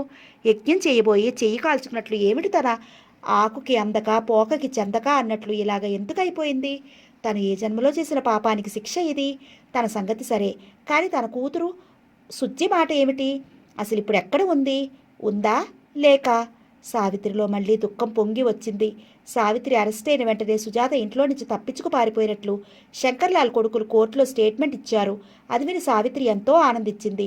సుజ్జి చాలా తెలివైన పిల్ల, అందుకే తెలివైన పని చేసిందనుకుంది. సింహాల గుహలో నుంచి తప్పించుకుపోయిన మేకపిల్ల ఎంత ఆనందపడుతుందో సావిత్రి కూతురు చేసిన పనికి అంతగా ఆనందించింది. కానీ రోజులు గడుస్తున్న కొద్దీ ఆమెలో ఆనందం క్రమంగా హరించుకుపోయింది. సుజాత తప్పించుకుని పారిపోయిందంటే ఆ రోజు నమ్మింది, కానీ ఈ రోజు నమ్మశక్యం కావటం లేదు. వాళ్ళ నుంచి తప్పించుకుని పోయిన మాట నిజమే అయితే ఎలాగైనా ఎక్కడున్నా తనను వెతుక్కుంటూ వచ్చి ఉండేది కదా. కానీ అలా జరగలేదు. తను ఎంత అవినీతి పరురాలు హంతకి అయినప్పటికీ దానికోసం అహర్నిశలు తప్పించిపోయిన తల్లి తను. సుజ్జి డైరీలో తన గురించి ఎంత చక్కగా రాసుకుంది. ఉద్యోగం చేసి అమ్మని సుఖపెట్టాలి అని రాసుకుంది. తన మీద ఎంత ఆపేక్ష లేకపోతే తన గురించి అలా రాసుకుంటుంది? అలాంటి సుజాత ఎక్కడ ఉన్నా ఎలా ఉన్నా ఈ అమ్మ జైల్లో ఉంటే ఒక్కసారైనా చూడటానికి రాకుండా ఉంటుందా? అంటే అది పారిపోయి ఉండదు. బహుశా ఈ వెధవలంతా కలిసి దాన్ని మాయం చేసి ఉండాలి. అంతే జరిగి ఉంటుంది. ఆ వాచ్మెన్ కూడా పెద్ద గుండా రకమేనని, శంకర్లాల్కి పూర్తిగా దాసోహమని, అవసరమైతే కోడీలు చేయడానికి కూడా వెనకాడడని సంస్థలో పనిచేసే అమ్మాయిలు చెప్పగా వింది. బహుశా వాళ్ళందరూ ఏకమై సుజాతను అక్కడి నుంచి తప్పించి ఉండాలి. అందుకే దీని ఆచూకీ తనకి తెలియలేదు. అంతే జరిగి ఉంటుంది. సావిత్రికి దృఢంగా అనిపించసాగింది. అసలు అలా కాక ఇంకొకలా ఎలా జరుగుతుంది? శంకర్లాల్ చేసే వ్యాపారాలన్నీ అవినీతి వ్యాపారాలే కదా. సుజాతను కూడా అలాగే దుర్మార్గంగా ఏ కొంపకో చేరవేసి ఉంటారు అనిపించింది సావిత్రికి. ఒక్కోసారి అసలు అది బ్రతికి ఉందా లేక అన్న ఆలోచన కూడా గుండెని జలధరింపచేసేది. శంకర్లాల్ అని బ్రదర్స్ అన్న పేరున పెద్ద పెద్ద బ్రాంచెస్ ఉన్నాయి. వీలైనంత వరకు అలాంటి సంస్థలు ఎక్కడెక్కడ ఉన్నాయో వెతికి పట్టుకోవాలి. వాళ్ళకి పెద్ద పెద్ద పోస్ట్ లాడ్జింగ్స్లో, హోటల్స్లో షేర్లు కూడా ఉన్నాయని వింది. వాళ్ళ వ్యాపార సంస్థల ద్వారా ఆచూకీ తీసి ఏ హోటల్స్లో షేర్లు ఉన్నాయో తెలుసుకుంటే అక్కడ సుజాత ఆచూకీ తెలియవచ్చు అనిపించింది సావిత్రికి. ఒక విధంగా చూస్తే ఆమె ఆలోచన సరి అయినదే. శంకర్లాల్ డ్రెస్ ల్యాండ్లో దాదాపు 10 సంవత్సరాలు పనిచేసింది సావిత్రి. శంకర్లాల్తో అతి సన్నిహితంగా మెదిలింది కాబట్టి వ్యాపారాల్లో అనుపాడులన్నీ చాలా వరకు ఆకలింపు చేసుకుంది. అందుకే చివరికి అలాంటి నిర్ణయానికి వచ్చింది. వీలైనంత వరకు సుజాతని గాలించడానికి నిర్ణయించుకుంది సావిత్రి. చేతిలో కొంచెం డబ్బుంది, ఒంట్లో కొంచెం ఓపికంది. అవన్నీ ఖర్చయ్యేదాకా కూతురు కోసం శ్రమపడటం ఒక తల్లిగా తన కర్తవ్యం అనుకుంది సావిత్రి. తన జీవితం ఎలాగూ శిథిలమైపోయింది, కానీ తన కూతురు బ్రతుకు మాత్రం అలాగ కాకూడదు అన్నదే ఆమె ఆరాటం. ఆ ప్రయత్నంలోనే సావిత్రి మనసులో అప్పటికప్పుడే ఒక చిన్న పథకం రూపుదిద్దుకుంది. ముందు సుజాత చదువుకున్న స్కూల్కి వెళ్ళి అక్కడ వాకపు చేయాలి. అక్కడ సరియైన సమాచారం తెలిసిందో తన అదృష్టవంతురాలే, లేదు తన ప్రయత్నం మానదు. కొన్ని పట్టణాలలో శంకర్లాల్ అండ్ సన్స్ అన్న పేరున వాళ్ళ బ్రాంచెస్ ఉన్నాయి. వరుసగా ఆయా ఊళ్ళకి వెళ్ళి వాకప్ చేస్తే ఏవైనా ప్రయోజనం ఉండొచ్చు. శంకర్లాల్కి కొన్ని హోటల్స్లో లాడ్జింగ్స్లో షేర్లున్నాయి. ఆ హోటల్స్ ఎక్కడున్నాయో వాటి షేర్స్ వివరాలు తెలుసుకుంటే కూడా సుజాత ఆచూకీ తెలియవచ్చు. తప్పకుండా ఆ ముఠా అంతా సుజాతను ఎత్తుకెళ్ళి అలాంటి చోటుకే ఎక్కడికో చేరవేసి ఉంటారు. తను కాస్త శ్రమ పడితే ప్రయోజనం ఉండవచ్చు అనిపించింది సావిత్రికి. తను ఇప్పుడు ఒక చోట కూర్చుని నివాసం ఏర్పరచుకుని కూలో నాలో చేసుకుని వండుకు తినడం తప్పించి వేరే ప్రయోజనం లేదు. కేవలం తన కోసం, తన సుఖం కోసం బ్రతకాలన్న ఆలోచన, తన పాపిష్టి శరీరాన్ని కాపాడుకోవాలన్న ఆసక్తి తనలో ఏనాడో నశించిపోయాయి. ఎంత జరిగినా తను ఇంకా భూమి మీద నిలిచి ఉంది అంటే అది సుజాత క్షేమం కోసమే. అప్పుడు ఇప్పుడు ఎప్పుడూ తన ఆరాటం దీనికోసమే. ఒంట్లో ఓపిక, చేతిలో డబ్బు ఉన్నంత వరకు ఆ ప్రయత్నం మానదు. తన అదృష్టం పండి సుజాత కనిపించినా సరే, లేకపోతే ఇంకా తను బ్రతకటం అనవసరం. సావిత్రి ఆలోచనల నుంచి తేరుకుని నెమ్మదిగా మోకాళ్ళ మధ్య నుంచి తల ఎత్తింది. చెక్కిళ్ల మధ్య జారుతున్న కన్నీటిని పమిట చెంగుతో తుడుచుకుంది. చెట్టు బోదకి ఆంచిపెట్టిన సంచిని అందుకుని నిశ్శబ్దంగా లేచి నెమ్మదిగా రైలు స్టేషన్ వైపు నడక సాగించింది. ఎడారిలో బాటసారి నీడ కోసం, నీటి చలమ కోసం గాలిస్తూ నడుస్తున్నట్లుగా బరువుగా, ఆశగా అడుగులు వెయ్యసాగింది. అప్పటికే నలుదిశలా చీకట్లు దట్టంగా అలుముకుంటున్నాయి. సావిత్రి సుజాత చదువుకున్న పట్టణానికి వచ్చి ముందుగా ఒక సత్రంలో బస చేసింది.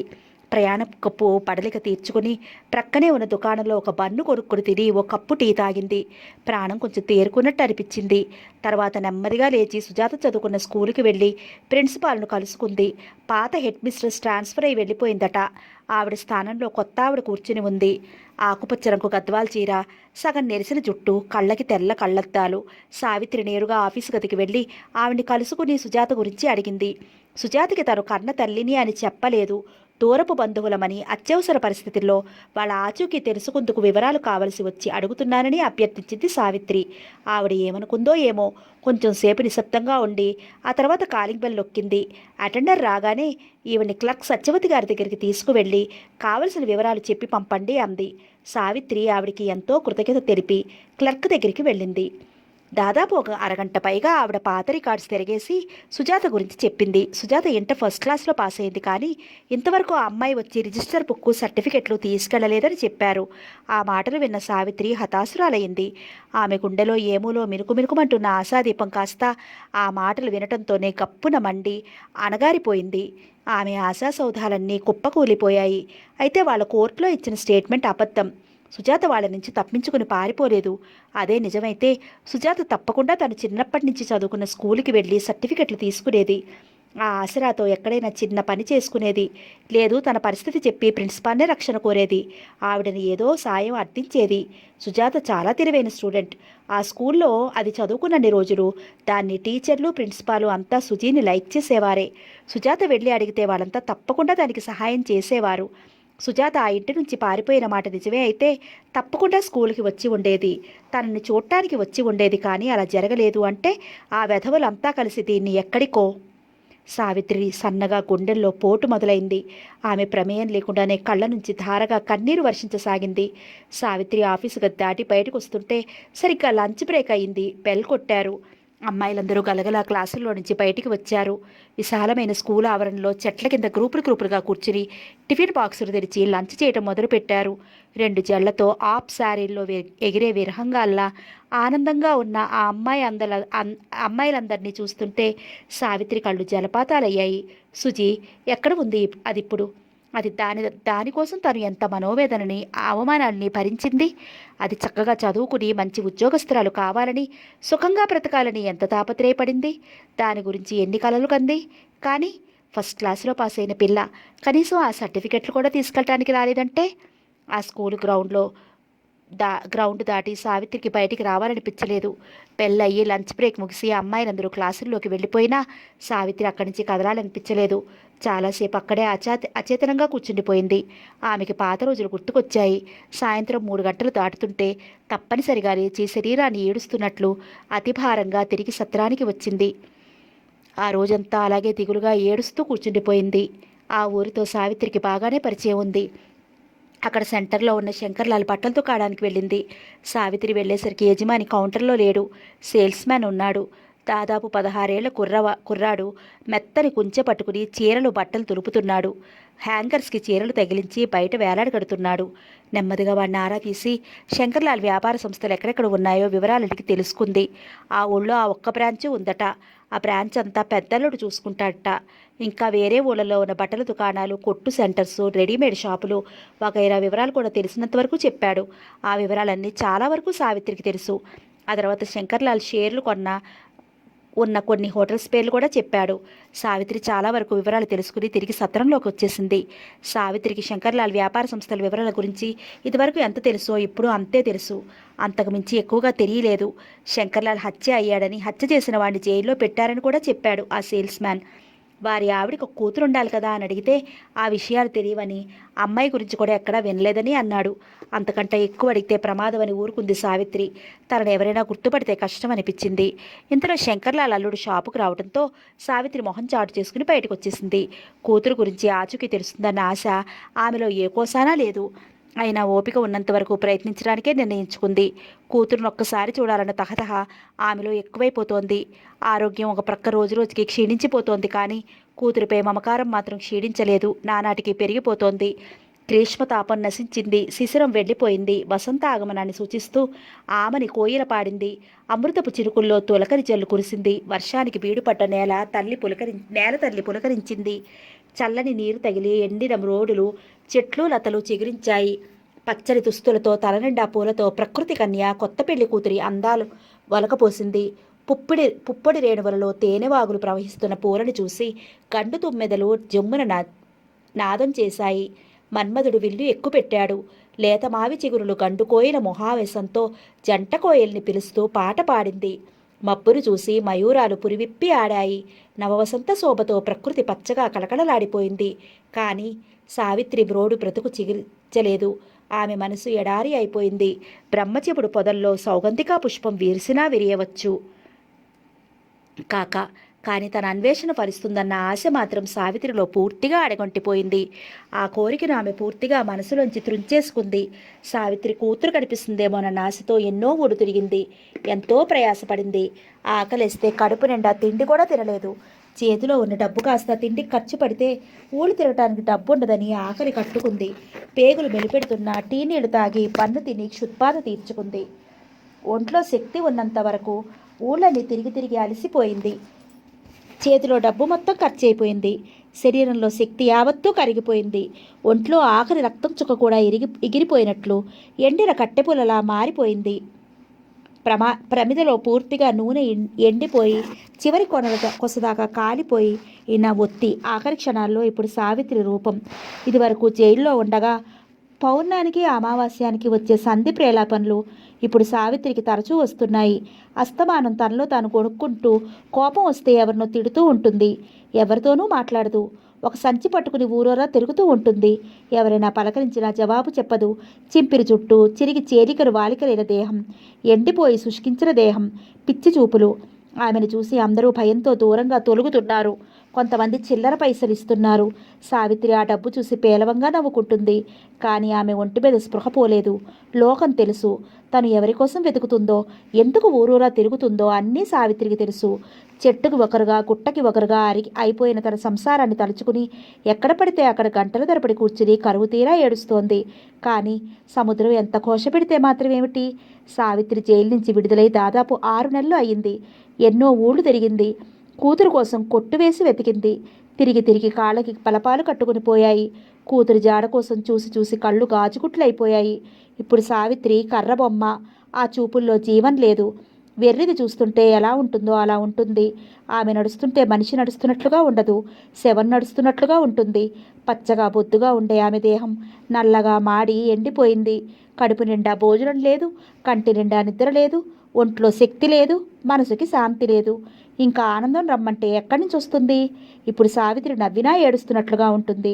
సావిత్రి ఒంట్లో ఓపిక పూర్తిగా నశించిపోయింది. జీవితపు చివరి అంచుదాకా నడిచి నడిచి అలసిపోయింది. నడిచిన దారి నిండా అగాధాలు, రాళ్ళు, రప్పలు, ముళ్ళడొంకలు.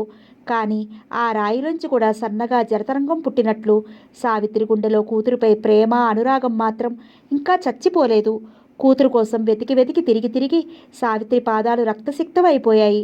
అయినా కోరుకున్న గమ్యం చేరుకోలేకపోయింది. ఏడ్చి ఏడ్చి ఆమె గుండె కుమిలిపోయింది.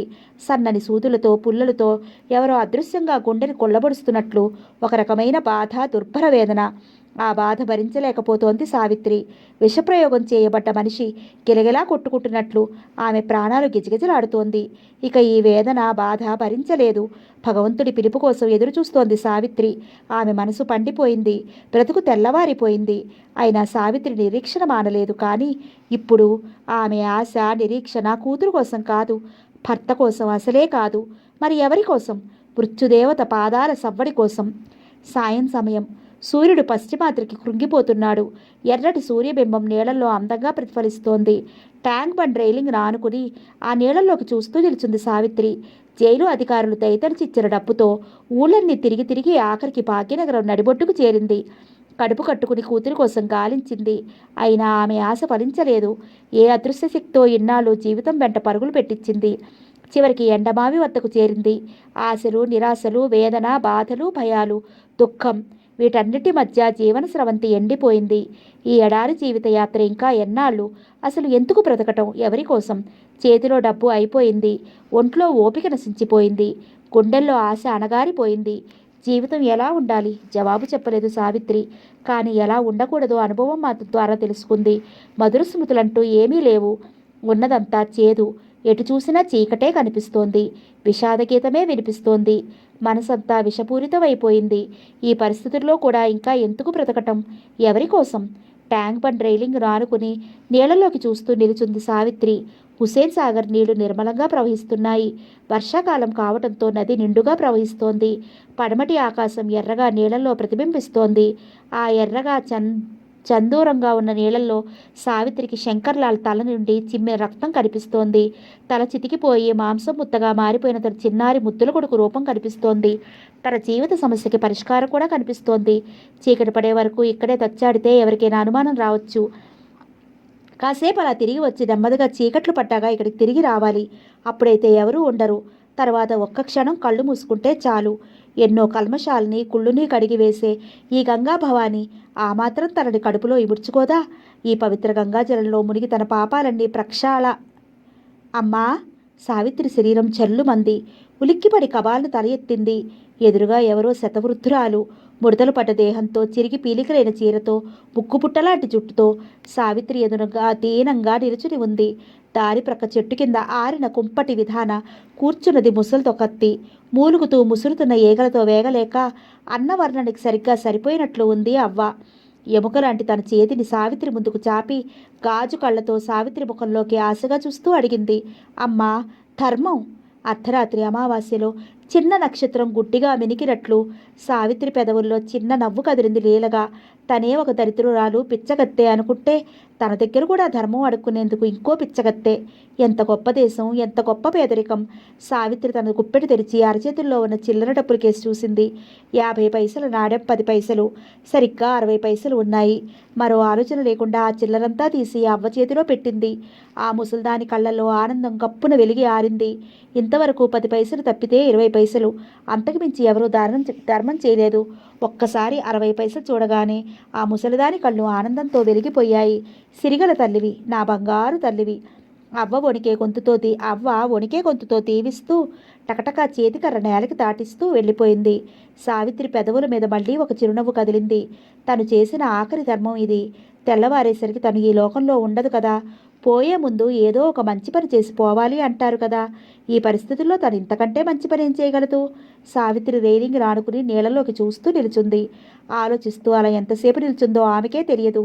తల ఎత్తి చూసేసరికి ఇద్దరు పోలీసులు సైకిల్ మీద వస్తూ కనిపించారు. సావిత్రి ఉలికిపడినట్లయింది. తను ఎక్కువసేపు ఇక్కడే ఉంటే ఎవరికైనా అనుమానం రావచ్చు. చీకటి పడేదాకా కాసేపు అలా తిరిగి వస్తే సరి. సావిత్రి నెమ్మదిగా నడవటం మొదలుపెట్టింది. అడుగు తీసి అడుగు వేస్తుంటే గుండెల్లోకి బరువు ఎక్కుతోంది.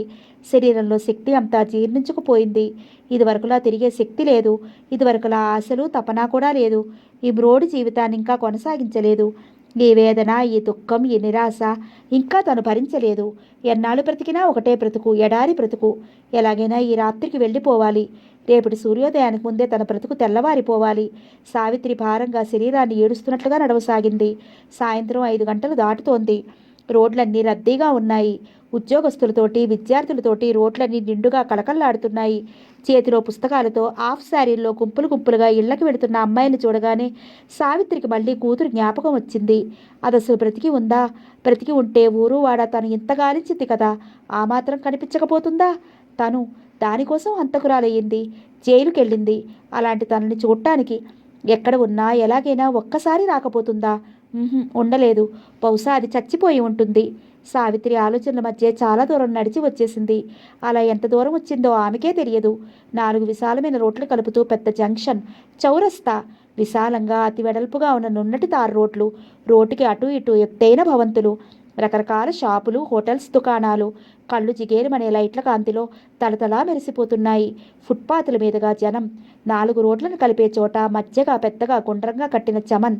ఆ చమన్ మధ్య ఎత్తైన దిమ్మ మీద ఎవరిదో నాయకుని నల్లని స్టాట్యూ. అక్కడ పోలీసులు నిల్చుని ట్రాఫిక్ కంట్రోల్ చేస్తున్నారు. అసంఖ్యాకంగా మోటార్ వాహనాలు సంధించి విడిచిన బాణాల్లా అతివేగంగా చమన్ చుట్టూ దూసుకుపోతున్నాయి. అంతటా స్పీడ్, మెకానికల్. ఎక్కడ చూసినా జనం, షాపులు, మోటారు వాహనాలు. సావిత్రి ఆలోచనల మధ్య నడుస్తూ 4 రోడ్ల కూడల దగ్గరికి వచ్చేసింది. ఎటు పోవాలో తెలియలేదు. 4 రోడ్లు, ఎన్ని దారులు ఉన్నా తనకొక దారి లేదు. ఏ రోడ్డు వెంట వెళ్ళినా తనకొక గమ్యం లేదు. అసలు ఎటైనా వెళ్ళటం ఎందుకు? తను గమ్యం చేరుకోవాలంటే మళ్ళీ వెనక్కి తిరిగి వెళ్ళాలి కదా. సావిత్రి హఠాత్తుగా నడక ఆపేసింది. తలెత్తి చుట్టూ పరిగిస్తూ నిల్చుండిపోయింది. సిటీలో అది ఏ ప్రాంతమో, ఆ బస్తీ పేరు ఏమిటో, అసలు ఎంత దూరం నడిచి వచ్చిందో కూడా తెలియదు. కాళ్ళు సన్నగా పీకుతున్నట్లు అనిపిస్తే చాలా దూరం వచ్చారు కాబోలనుకుంది. ఫుట్పాత్కి ఇరుప్రక్కల ఎత్తైన పెద్ద పెద్ద భవంతులతో, విశాలమైన రోడ్లతో సగం నగర శోభ అంతా అక్కడే కనిపిస్తోంది. కార్లు, టాక్సీలు, బస్సులు, మోటారు వాహనాలు చీమల బారుల్లా అసంఖ్యాకంగా రోడ్డు మీద దూసుకుపోతూ ఉన్నాయి. ఆ హడావుడి అంతా చూస్తూ కొద్ది క్షణాలు సావిత్రి అలాగే నిల్చుండిపోయింది. ఇంతలో హఠాత్తుగా ట్రాఫిక్ జామ్ అయింది. సావిత్రి నిల్చున్న ఫుట్పాత్కి ఎదురుగా షడన్ బ్రేకుతో అసంఖ్యాకంగా మోటారు వాహనాలు ఆగిపోయాయి. ఆలోచనల మధ్య చుట్టూ పరికిస్తూ యథాలాపంగా తలెత్తిన సావిత్రి త్రుళ్ళిపడింది. ఫుట్పాత్కి చాలా దగ్గరగా అంబాసిడర్ టాక్సీ ఆగి ఉంది. ఆ టాక్సీలో వెనకాల సీట్లో కిటికీ దగ్గర కూర్చున్న అమ్మాయిని చూస్తూనే సావిత్రి స్తంభీభూతురాలయ్యింది. ఆమె గుండె ఒక్క క్షణం ఆగి తిరిగి రెట్టింపు వేగంతో కొట్టుకోసాగింది. తెల్లటి చెక్కిళ్ళు, విశాలమైన సోకకళ్ళు, నల్లగా రింగులు తిరిగి భుజాల మీదుగా ముందుకు జారిన 2 పొట్టి జళ్ళు. ఆ అమ్మాయి సుజాత కదూ ఏమిటి? సుజాతే. సావిత్రి గొంతులో ఉద్వేగం ఉవ్వెత్తున విరుచుకుపడింది.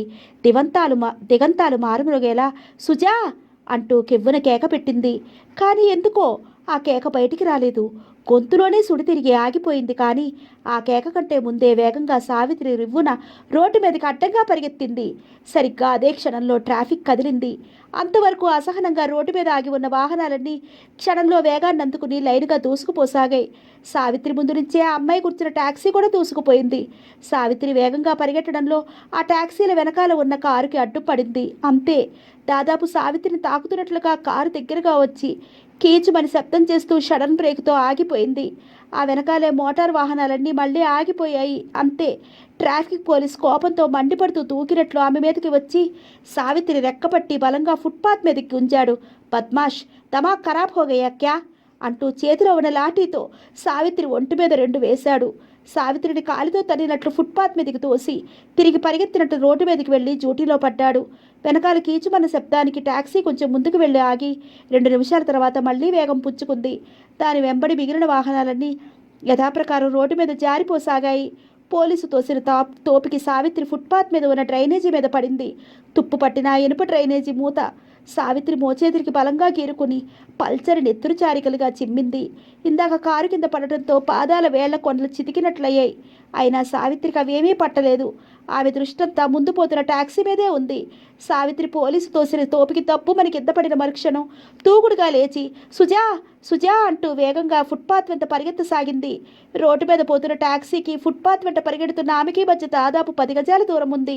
ఆమె కాళ్ళల్లోకి అంత శక్తి ఎలా వచ్చిందో తెలియదు. మోటార్ కంటే వేగంగా పరిగెడుతోంది. మధ్య మధ్య సుజా సుజా నరుస్తోంది.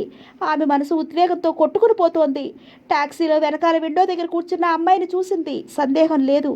ఆ 2 జడలు, ఆ ఉంగరాల జుట్టు, తెల్లని చెక్కిళ్ళు, ఆ సోగతీరిన కళ్ళు. ఆ అమ్మాయి అచ్చుకుత్తినట్లు సుజాతలాగే ఉంది. కానీ దాని పక్కన కూర్చున్న ఆ మనిషి ఎవరు? టాక్సీలో దాన్ని ఎక్కడికి తీసుకెళ్తున్నారు? ఆ అమ్మాయి సుజాతేనా? తను భ్రమపడలేదు కదా? లేక కానీ సుజాతే అయితే నిస్సందేహంగా ఆ వ్యక్తి శంకర్లాల్ పాపతో ఏ రౌడీ వెధవో అయి ఉండాలి. ఇది తప్పకుండా వాళ్ళ ఉచ్చులో చిక్కుకుని ఉండాలి. ఎక్కడికో ఎందుకో దాన్ని తీసుకుని పోతున్నాడు. సావిత్రి ఫుట్పాత్ వెంట వేగంగా పరిగెడుతూనే ఉంది. దాంతో అడ్డం వచ్చిన వాళ్ళందరినీ తోసేస్తోంది. తన దృష్టి నుంచి ఆ టాక్సీ దాటిపోకుండా వేగంగా పరిగెడుతోంది. ఇంతలో ఆ విశాలమైన సుదీర్ఘమైన రోడ్డు చివర పెద్ద హోటల్ భవంతి ముందు ఆ టాక్సీ ఆగిపోయింది. సావిత్రి ఒక క్షణం పరుగు ఆపి ఊపిరి తీసుకుంది. మళ్ళీ రెట్టించిన వేగంతో పరుగు లంకించుకుంది. దాదాపు 10 నిమిషాల సేపు అలా పరిగెత్తి చివరికి ఆ హోటల్ భవంతి ముందుకు చేరుకుంది. కానీ అప్పటికే ఆ టాక్సీ నుంచి దిగి ఆ ఇద్దరు భవంతి లోపలికి వెళ్లారు. టాక్సీ వెళ్ళిపోయింది. సావిత్రి పరుగు ఆపి ఒగర్చుతూ ఆ భవంతి ఎదురుగా నిల్చుండిపోయింది. గుండెల్లో నుంచి ఎగబూపిరి వస్తుంది. దమ్ము తీస్తుంటే ఛాతీ ఎగిరెగిరి పడుతోంది. నీళ్లలో మునిగి లేచినట్టు ఆమె ఒంటి నుంచి ధారాపాతంగా చెమట కారిపోతోంది. కాలివేళ్ల నుంచి, మోచేతల నుంచి దెబ్బలు తగిలిన చోట రక్తం పొట్లు పొట్లుగా జారి ఆ చెమటతో కలిసి ఎర్రగా ప్రవహిస్తోంది. శరీరం అంతా బ్లేడ్తో పల్చగా చెక్కినట్లు పక్కున మండుతోంది. దాహంతో నోరు ఎండిపోతుంటే సావిత్రి నాలికతో పెదాలు తడుపుకుని 2 నిమిషాల సబ్బు దమ్ము తీసుకుంటూ ఆ హోటల్ లాడ్జింగ్ ముందు నిల్చుండిపోయింది. వాళ్ళిద్దరూ టాక్సీ దిగి ఆ బిల్డింగ్లోనికి వెళుతుంటే కూడా చూసింది. ఆ అమ్మాయి చాలా వరకు సుజాతలాగే ఉంది. ఆ భవంతి 4 అంతస్తుల లాడ్జింగు ఎంట్రన్స్ అటువైపు రోడ్డుకి ఉన్నట్టుంది. ఇంటి వెనక భాగం చుట్టూ కొంచెం కాంపౌండ్ గోడతో ఇటువైపు నుంచి మెట్లు ఉన్నాయి. సావిత్రి 2 క్షణాలు ఏం చేయాలో తెలియలేదు. వాళ్ళిద్దరూ ఈ భవంతిలోకే వెళ్లారు. కానీ ఎటు వెళ్లారో తెలీదు. సావిత్రి శరీరం చచ్చుబడిపోయింది. గాలి తీసేసిన బెలూన్లా కాళ్ళల్లో శక్తి నశించిపోయింది. కింద పట్టంతో శరీరం అంతా మట్టి కొట్టుకుపోయింది. 2 నిమిషాలు అలుపు తీర్చుకుని ముఖమంతా జారుతున్న స్వేదాన్ని పైడి చెంగుతో తుడుచుకుని మళ్ళీ రివ్వున ఆ భవంతిలోకి పరుగు లంకించుకుంది. లాడ్జింగ్ వెనకబే భాగం కావడంతో ఆమెను ఎవరూ అడ్డగించలేదు. సావిత్రి మళ్ళీ ఆ మేడపెట్లు ఎక్కి వేగంగా అంతస్తుల నుంచి అటునుంచి ఇటు ఇటునుంచి అటు పరిగెత్తసాగింది. క్యారిడార్ అంతా ఆ చివరి నుంచి ఈ చివరి వరకు పదే తిరిగింది. చాలాసేపు 4 అంతస్తులు అలాగే చెత్తగా తిరిగింది. కానీ ఇందాక టాక్సీ నుంచి దిగిన ఇద్దరు కనిపించలేదు. వాళ్ళుండేది ఏ నంబర్ కదో తెలియదు. అయినా సరే సావిత్రి తన ప్రయత్నం మానలేదు. 4 అంతస్తులకి మెట్లు ఎక్కి దిగుతూ కారిడార్ అంతా తిరగసాగింది. సాయంత్రం కావడంతో టూరిస్టులంతా గదుల్లో లేరు. తాళాలు పెట్టి బయటికి వెళ్లారు. కొంతమంది మాత్రం గదుల్లోనే ఉన్నట్లు అడిగిడి వినిపిస్తోంది. సావిత్రి మతి చెలించిన దానిలా అటు ఇటు క్యారిడార్ అంతా తిరుగుతూనే ఉంది. అంతస్తులన్నీ ఎక్కి దిగుతోంది. ఆమెకెటూ తోచడం లేదు. పద్మవ్యూహంలో చిక్కిన అభిమన్యుల్లా ఉంది ఆమె పరిస్థితి. మనసంతా ఉద్వేగం. ఆ ఉద్వేగంలో క్యారిడార్ అంతా పరిగెడుతోంది. దాదాపు 1/2 గంట సేపు అలా తిరిగి అలసిపోయింది. 3వ అంతస్తు అంతా తిరిగి 4వ అంతస్తు మెట్లు ఎన్ని పరిగెత్తింది. నిరాశగా ఆఖరి మెట్టుపై కాలు పెట్టబోతుంటే సరిగ్గా అదే క్షణంలో ఆ చివర మెరుపు మెరిసినట్లయింది. సరిగ్గా ఇందాక టాక్సీలో పసుపు పచ్చని దుస్తుల్లో 2 జడలతో ఉన్న అమ్మాయి క్యారిడార్కి ఆ చివరి ఉన్న గది తలుపులు తెరుచుకుని లోపలికి వెళ్ళినట్లయింది. భుజాల మీదుగా ముందుకు జారిన 2 జడలు, ఆ జడలో పొడవుగా పూలదండ, తెల్లని చెక్కిళ్ళు, సోగ కళ్ళు మెరుమిట్లు కొలిపే కాంతితో అలా మెరుపు మెరిసి మాయమైనట్లు ఆ అమ్మాయి క్యారిడార్లోంచి ఆ గదిలోకి వెళ్ళింది. సావిత్రి గొంతుకులో ఒక చిన్న కేక. గుండెని ఒక్కసారి బయటికి తీసి పెట్టినట్లు ఆనందంతో ఒక్క క్షణం ఊపిరి నిలిచిపోయి తిరిగి రెట్టింపు వేగంతో కొట్టుకోసాగింది. గబాలను దూకినట్టు 2 మెట్లు దాటి క్యారిడార్ ఆ చివరి నుంచి ఈ చివరికి పరిగెత్తింది సావిత్రి. అసలు తను చూసిన అమ్మాయి సుజాతేనా లేక వేరెవరైనా అయితే అమ్మాయి ఎవరైనా కానీ ఆ అమ్మాయిని మాత్రం ఎలాగైనా ఒకసారి తను చూసి తీరాలి. తన కళ్ళకి అచ్చం ఆ అమ్మాయి సుజాతలాగే కనిపించింది. అది తన భ్రమే కావచ్చు. అయినా తనకి నిజం తెలియాలి. ఆ భ్రమ తొలగిపోవాలి. సుజాతలాగే ఆ అమ్మాయి ఎవరో 4 అంగల్లో దూకినట్టు క్యారిడార్ ఆ చివరికి చేరుకుంది సావిత్రి. ఆ దూకటంలో కాలు స్లిప్ అయ్యి నరం పెడికినట్టయింది. అయినా అలాగే పరిగెత్తింది. కానీ అప్పటికే ఆ అమ్మాయి గబాలను తలుపేసుకుని గదిలోకి వెళ్ళిపోయింది. సావిత్రికి ఒక క్షణం ఏమీ తోచలేదు. కొద్ది క్షణాలు ఎటూ పారిపోలేదు. ఏం చేయాలో తోచలేదు. ఆయాసంతో రొప్పుతూ అయోమయంగా దిక్కులు చూస్తూ అలాగే నిలబడిపోయింది. ఆ అమ్మాయి ఆ చివరి గదిలోకే వెళ్ళింది. అయితే ఏ గదిలోకి వెళ్ళిందో మాత్రం స్పష్టంగా తెలియదు. గుండెల్లోంచి ఎగ ఊపిరి తీస్తున్నట్టు ఒగర్పు వస్తోంది. ఒళ్ళంతా ధారగా చెమటలు జారిపోతోంది. దుస్తులన్నీ మాసి రక్తసిక్తమై మట్టి కొట్టుకుపోయాయి. ఏదో తోచనట్లు, ఎటూ తోచనట్లు ఆలోచిస్తూ నించుడిపోయిన సావిత్రికి ఒక గది ముందు కనకాంబరం మల్లిరెక్కలు రాలి కనిపించాయి. సావిత్రి కళ్ళల్లో మెరుపు మెరిసింది. మరో ఆలోచన లేకుండా ఎవరో తోసినట్లు గబాల్న ఆ తలుపు దగ్గరికి వెళ్ళి గట్టిగా తలుపు మీద కొట్టబోయింది. లోపల గడియ వేసినట్టు లేదు. సావిత్రి చేతి బరువుకి వెంటనే తలుపు తెరుచుకుంది. మరుక్షణం సావిత్రి దడబాలను తలుపు తోసుకుని సుడిగాలిలా లోపలికి ప్రవేశించింది. ఆ అమ్మాయి గదిలో లేదు. బాత్రూమ్ నుంచి నీళ్ల చప్పుడు వినిపిస్తోంది. కానీ కొద్దిగా పెరిగిన గడ్డంతో ఉన్న ఒక వ్యక్తి ఎదురుగా ఉన్న మంచం మీద కూర్చుని తలదించుకుని ఏదో ఫైల్ చూసుకుంటున్నాడు. తన్మన తలుపు చప్పుడికి ఉలిక్కిపడి అదాటిన ఫైల్లోంచి తలెత్తాడు. ఎదురుగా చింపిరి జుట్టు, చిరిగిన పీరికలైన చీర, రక్తపు మరకలతో మట్టి కొట్టుకుపోయిన ఆమెను చూడగానే ఎవరో ముష్టిదో దొంగదో అన్న భయంతో గబాల చేతిలో ఫైలు జారి విడిచి లేచి నిల్చుని ఆందోళనతో గట్టిగా ఒక కేక పెట్టబోయాడు. కానీ ఎందుకో అంతలోనే ఆగిపోయి దేన్నో వెతుకుతున్నట్లు ఆమె ముఖంలోకి చూస్తూ ఆగిపోయాడు. ఇద్దరు చూపులు ఒకచోట చిక్కుపడ్డాయి. కాస్త పెరిగిన గడ్డంతో ఉన్న అతన్ని చూస్తూనే స్తంభీభూతురాలయ్యింది. దూకుడుగా ముందుకు పడబోతున్న అడుగుని అతి కష్టంతో వెనక్కి తీసుకుంది. సుజా అన్న శబ్దం ఆమె నాలుగు చివర అంచుదాకా వచ్చి హఠాత్తుగా ఆగిపోయింది. అతన్ని చూస్తూనే గుండె ఆగిపోయినట్లు కొద్ది క్షణాలు చిత్తరువులా నిలబడిపోయింది. ఆమె కళ్ళు విశాలంగా అయ్యాయి. 2 నిమిషాల సేపు రెప్పలు వేయకుండా అలాగే దీక్షగా అతని ముఖంలోకి చూస్తూ నిల్చుండిపోయింది. శరీరం నుండి రక్త ప్రసారం స్తంభించిపోతున్నట్లు, గుండె వేగం తగ్గిపోతున్నట్లు, నాడి పడిపోతున్నట్లు, కాళ్ళ కింద భూమి జారిపోతున్నట్లు. కొద్ది క్షణాలు అంతా అయోమయం. సావిత్రి మనసు మూగబోయింది. కట్టెబొమ్మలా చైతన్యరహితంగా నిల్చుండిపోయింది. ఆమె ముఖంలోకి అలా చూస్తుంటే మనసు అట్టడుగు పొరల్లో ఏదో సన్నని కలకలం, శాప విమోచన వల్ల మరిచిపోయిన గతం, మంత్రజలం తల మీద పడగానే తెరలు తెరలుగా కళ్ళ ముందుకి వచ్చినట్లు హృదయపు అంచుల్లో అణువణువున స్పందన. ఎదురుగా ఆ వ్యక్తిని చూస్తూ కొద్ది క్షణాలు నోటమాట రానట్లు స్తంభీభూతురాలు అయిపోయింది. కొంచెం పెరిగిన గడ్డం, సూది ముక్కు, సోగలు తేరిన చిలిపి కళ్ళు, ఒత్తుగా తరగలుగా నుదుటి మీదకు విరాలే క్రాపు. అంతే ఆశ్చర్యంతో కృష్ణ, మీరా అంది పెద్ద శబ్దంతో. డైనమైట్ పేరిన తర్వాత కొద్దిసేపు నిశ్శబ్దం అలుముకున్నట్లు అతడు చలించినట్లు ఆమె ముఖంలోకి చూశాడు. చిన్నగానే అయినా కృష్ణ, మీరా అంటూ ఆమె తన పేరు ఉచ్చరించిన తీరు అతన్ని ఉన్మత్తుడు చేసింది. కరిగిపోయిన ఎన్నో వెన్నెల రాత్రులు, ఎన్నో మధుర స్మృతులు, ఎన్నో తీయని అనుభూతులు పంచుకున్న సమయాల్లో తనని అంత తీయగా పేరు పెట్టి, అంత మధురంగా, అంత స్పందనగా, అంత స్వతంత్రంగా పిలవగల స్త్రీ నాటికి నేటికి తన జీవితంలో ఒకే ఒక వ్యక్తి, ఆమె తన భార్య మాత్రమే. కానీ ఎదురుగా పిచ్చగొత్తిలా ఉన్న ఆమె నోటి నుంచి ఆ పిలుపు వినగానే అతని శరీరం జల్లుమంది. పున్నమి జాబిల్లి లాంటి సావిత్రి నిండు రూపమే అతనికి తెలుసు. కానీ పాడ్యమి నాటి చంద్రరేఖల ఎదురుగా బిచ్చకెత్త రూపంలో ఉన్న ఆ స్త్రీని కృష్ణ అన్న ఆ చిన్న పిలుపుతోనే గుర్తుపట్టాడు.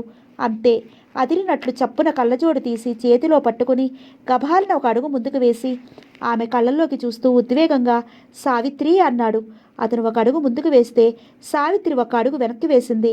ఉద్వేగంతో మళ్ళీ అతనే అన్నాడు, సావిత్రి, ఇన్నాళ్ళు ఎక్కడున్నావు? 1000 బారల నూతిలో నుంచి ఒక చిన్న శబ్దం వచ్చినట్లు నవ్వింది సావిత్రి. నన్ను చూస్తే తెలియటం లేదు ఎక్కడ ఉన్నానో, ఎలా ఉన్నానో, పోనీ ఇంకా బ్రతికే ఉన్నానని తెలుస్తుంది. అది లేదా? సావిత్రి ఎర్రగా అతని ముఖంలోకి చూసింది.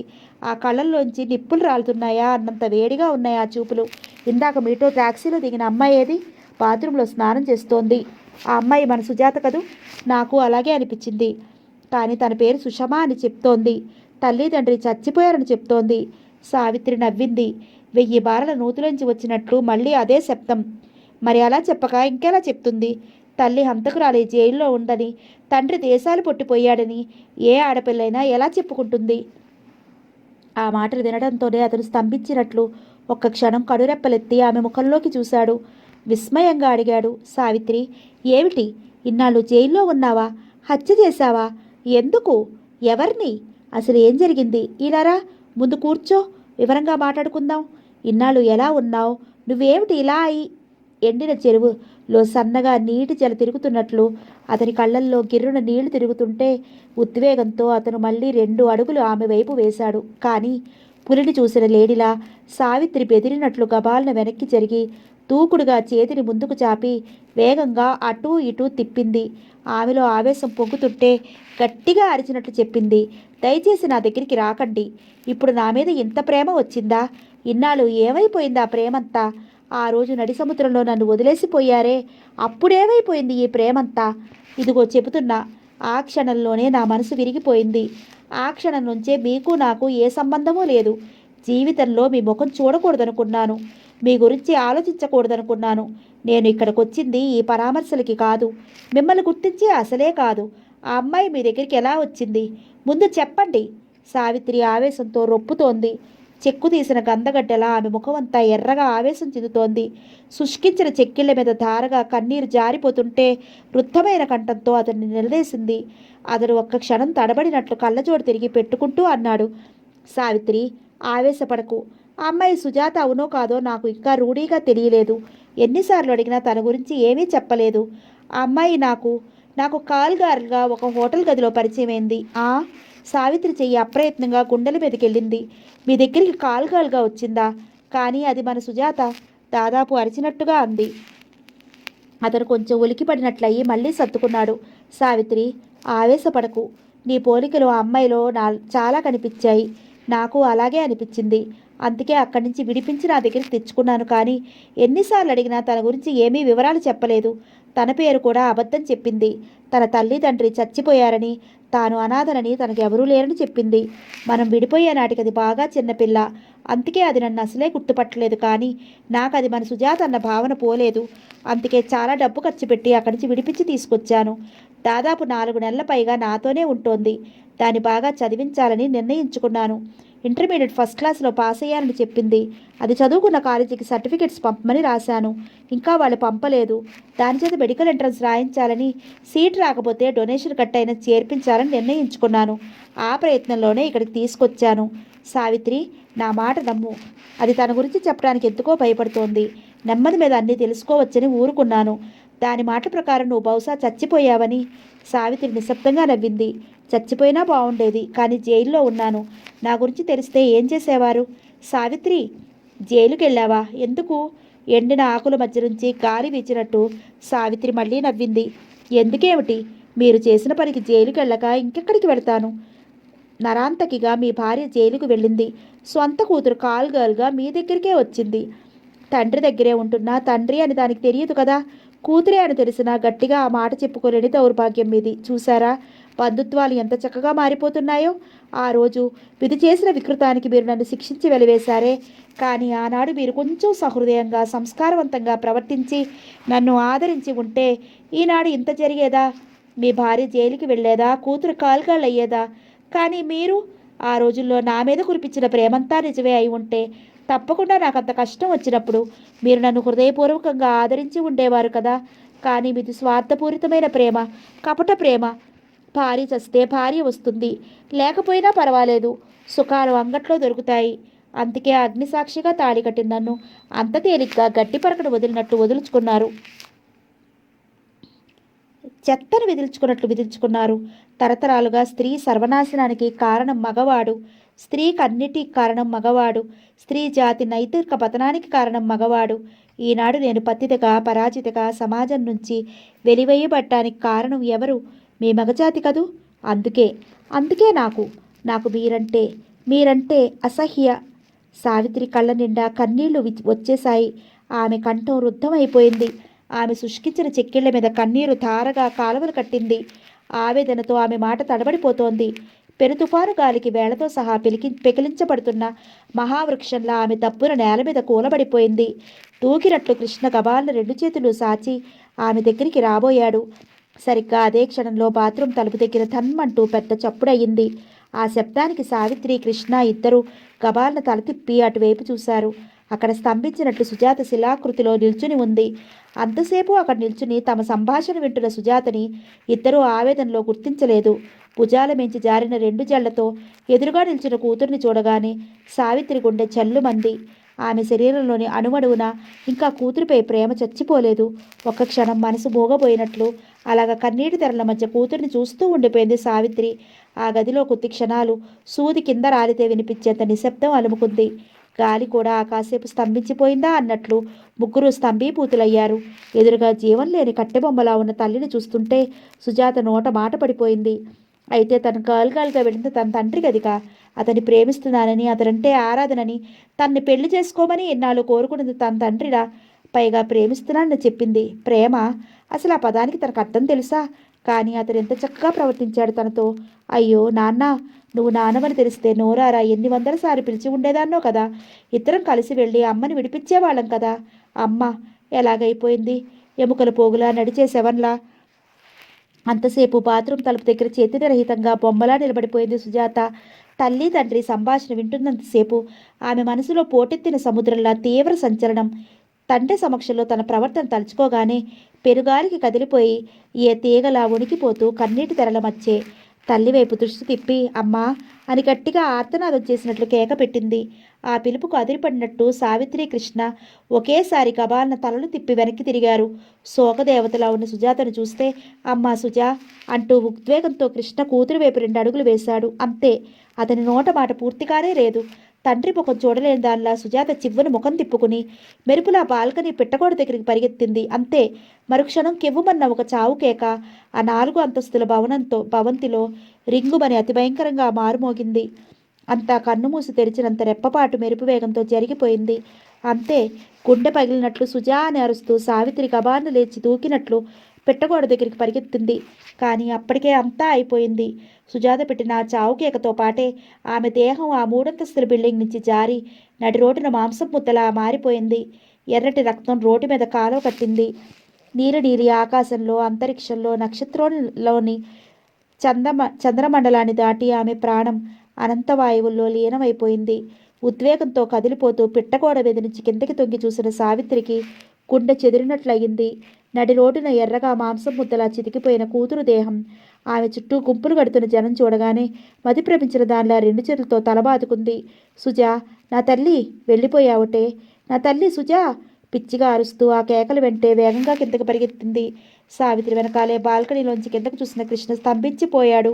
ఆమె కేకలు పెడుతూ కిందకు పరిగెడుతుంటే తను పరిగెడదామనుకున్నాడు. కానీ ఉన్న చోటు నుంచి ఒక్క అడుగు కూడా కదలలేనట్లు శిలలా అయిపోయాడు. అతడి మెదడు మొద్దుబారిపోయింది. అతనిలో చైతన్యం నశించింది. చిత్రమైపోయాడు. జరిగేది జరుగుతున్నది, జరగబోయేది అంతా అయోమయం. క్రమంగా అతని కంటికి ఆమె రూపం దూరమయ్యింది. సుజా, నా తల్లి అన్న పిలుపుకు దూరమయ్యాడు. రోడ్డు వెంబడి పరిగెడుతోంది. కానీ అతను ఆమె వెంట పరిగెత్తలేదు. కానీ సావిత్రి పరుగు ఆపలేదు. సుడిగాలికి ఎగిరే ఎంగిలి విస్తరాకులా నేటికి అలా వీధుల్లో వెంట పరిగెడుతూనే ఉంది. మధ్య మధ్య అమ్మ సుజా, నా తల్లి అని అరుస్తూ ఉంటుంది. అంతలోనే వెర్రిదాన్లా పెద్ద గొంతుతో ఏడుస్తూ వెకిలిగా నవ్వుతుంది. 2 చేతులు గట్టిగా పిడికిళ్ళు బిగించి గుండెల మీద గుబీ గుత్తుకుంటుంది. ఒక్కోసారి గోడకేసి తలని టపీ కొట్టుకుంటుంది. నుదురు చిట్లి రక్తం కారుతుంది. జుట్టు పీక్కుంటుంది. కచ్చిగా బట్టలు చెప్పుకుంటుంది. అయ్యో నా తల్లి సుజా, నా తల్లి వెళ్ళిపోయావుటే, భగవంతుడా నన్ను కూడా తీసుకుపో. హిస్టీరిక్గా అరిచి నడి రోడ్డును విరుచుకుని పడిపోతుంది. ఎవరో దయతెలిచి తలమెంచి బిందెతో నీళ్లు పోస్తారు. తోచిన వాళ్ళ ఆకులో ఇంత అన్నం తెచ్చిస్తారు. ఇష్టమైతే తింటుంది, లేకపోతే ప్రక్కనే ఉన్న మోరీలో పడేస్తుంది. ఆకలిస్తే అన్నం తినాలని తెలియదు, నిద్ర వస్తే పడుకోవాలని తెలియదు. ఇదివరకు అమావాస్యకి పౌర్ణమికి ఎక్కువయ్యే జబ్బు ఇప్పుడు నిత్యం ఆమెని అంటు పెట్టుకుని తోడు నీడగా ఉంటోంది. ఒక్కోసారి కుక్కలు అదే పనిగా అరుస్తూ ఆమె వెంట పరిగెడతాయి. ఆమె రాళ్ళేసి వాటిని కొడుతుంది. నోటికొచ్చినట్లు తిడుతుంది. అవి తరుముతూ ఉంటే భయంతో ఏడుస్తుంది. ఒక్కోసారి చిన్న చిన్న పిల్లలు ఆమెను రాళ్లతో కొట్టి కవ్విస్తారు. చింపిరి చుట్టూ, చిలికి పీలికలైన చీర, ఒళ్ళంతా రక్తపు మరకలు, మట్టి కొట్టుకుపోయిన ఎముకల గూడు లాంటి శరీరం, గాజు కళ్ళు. మీకు ఎప్పుడైనా ఎక్కడైనా అలాంటి ఒక పిచ్చిది కనిపిస్తే గుర్తుపట్టండి, ఆమె సావిత్రి. ఈ పవిత్ర భారతదేశంలో ఒక ఆడది. అశ్రు ఒక్కటి రాలదా, అరణిదాల్చిన నిప్పుల, కాలకంఠుని కన్నుల, ప్రగతి శక్తికి మార్గమై అయిపోయింది.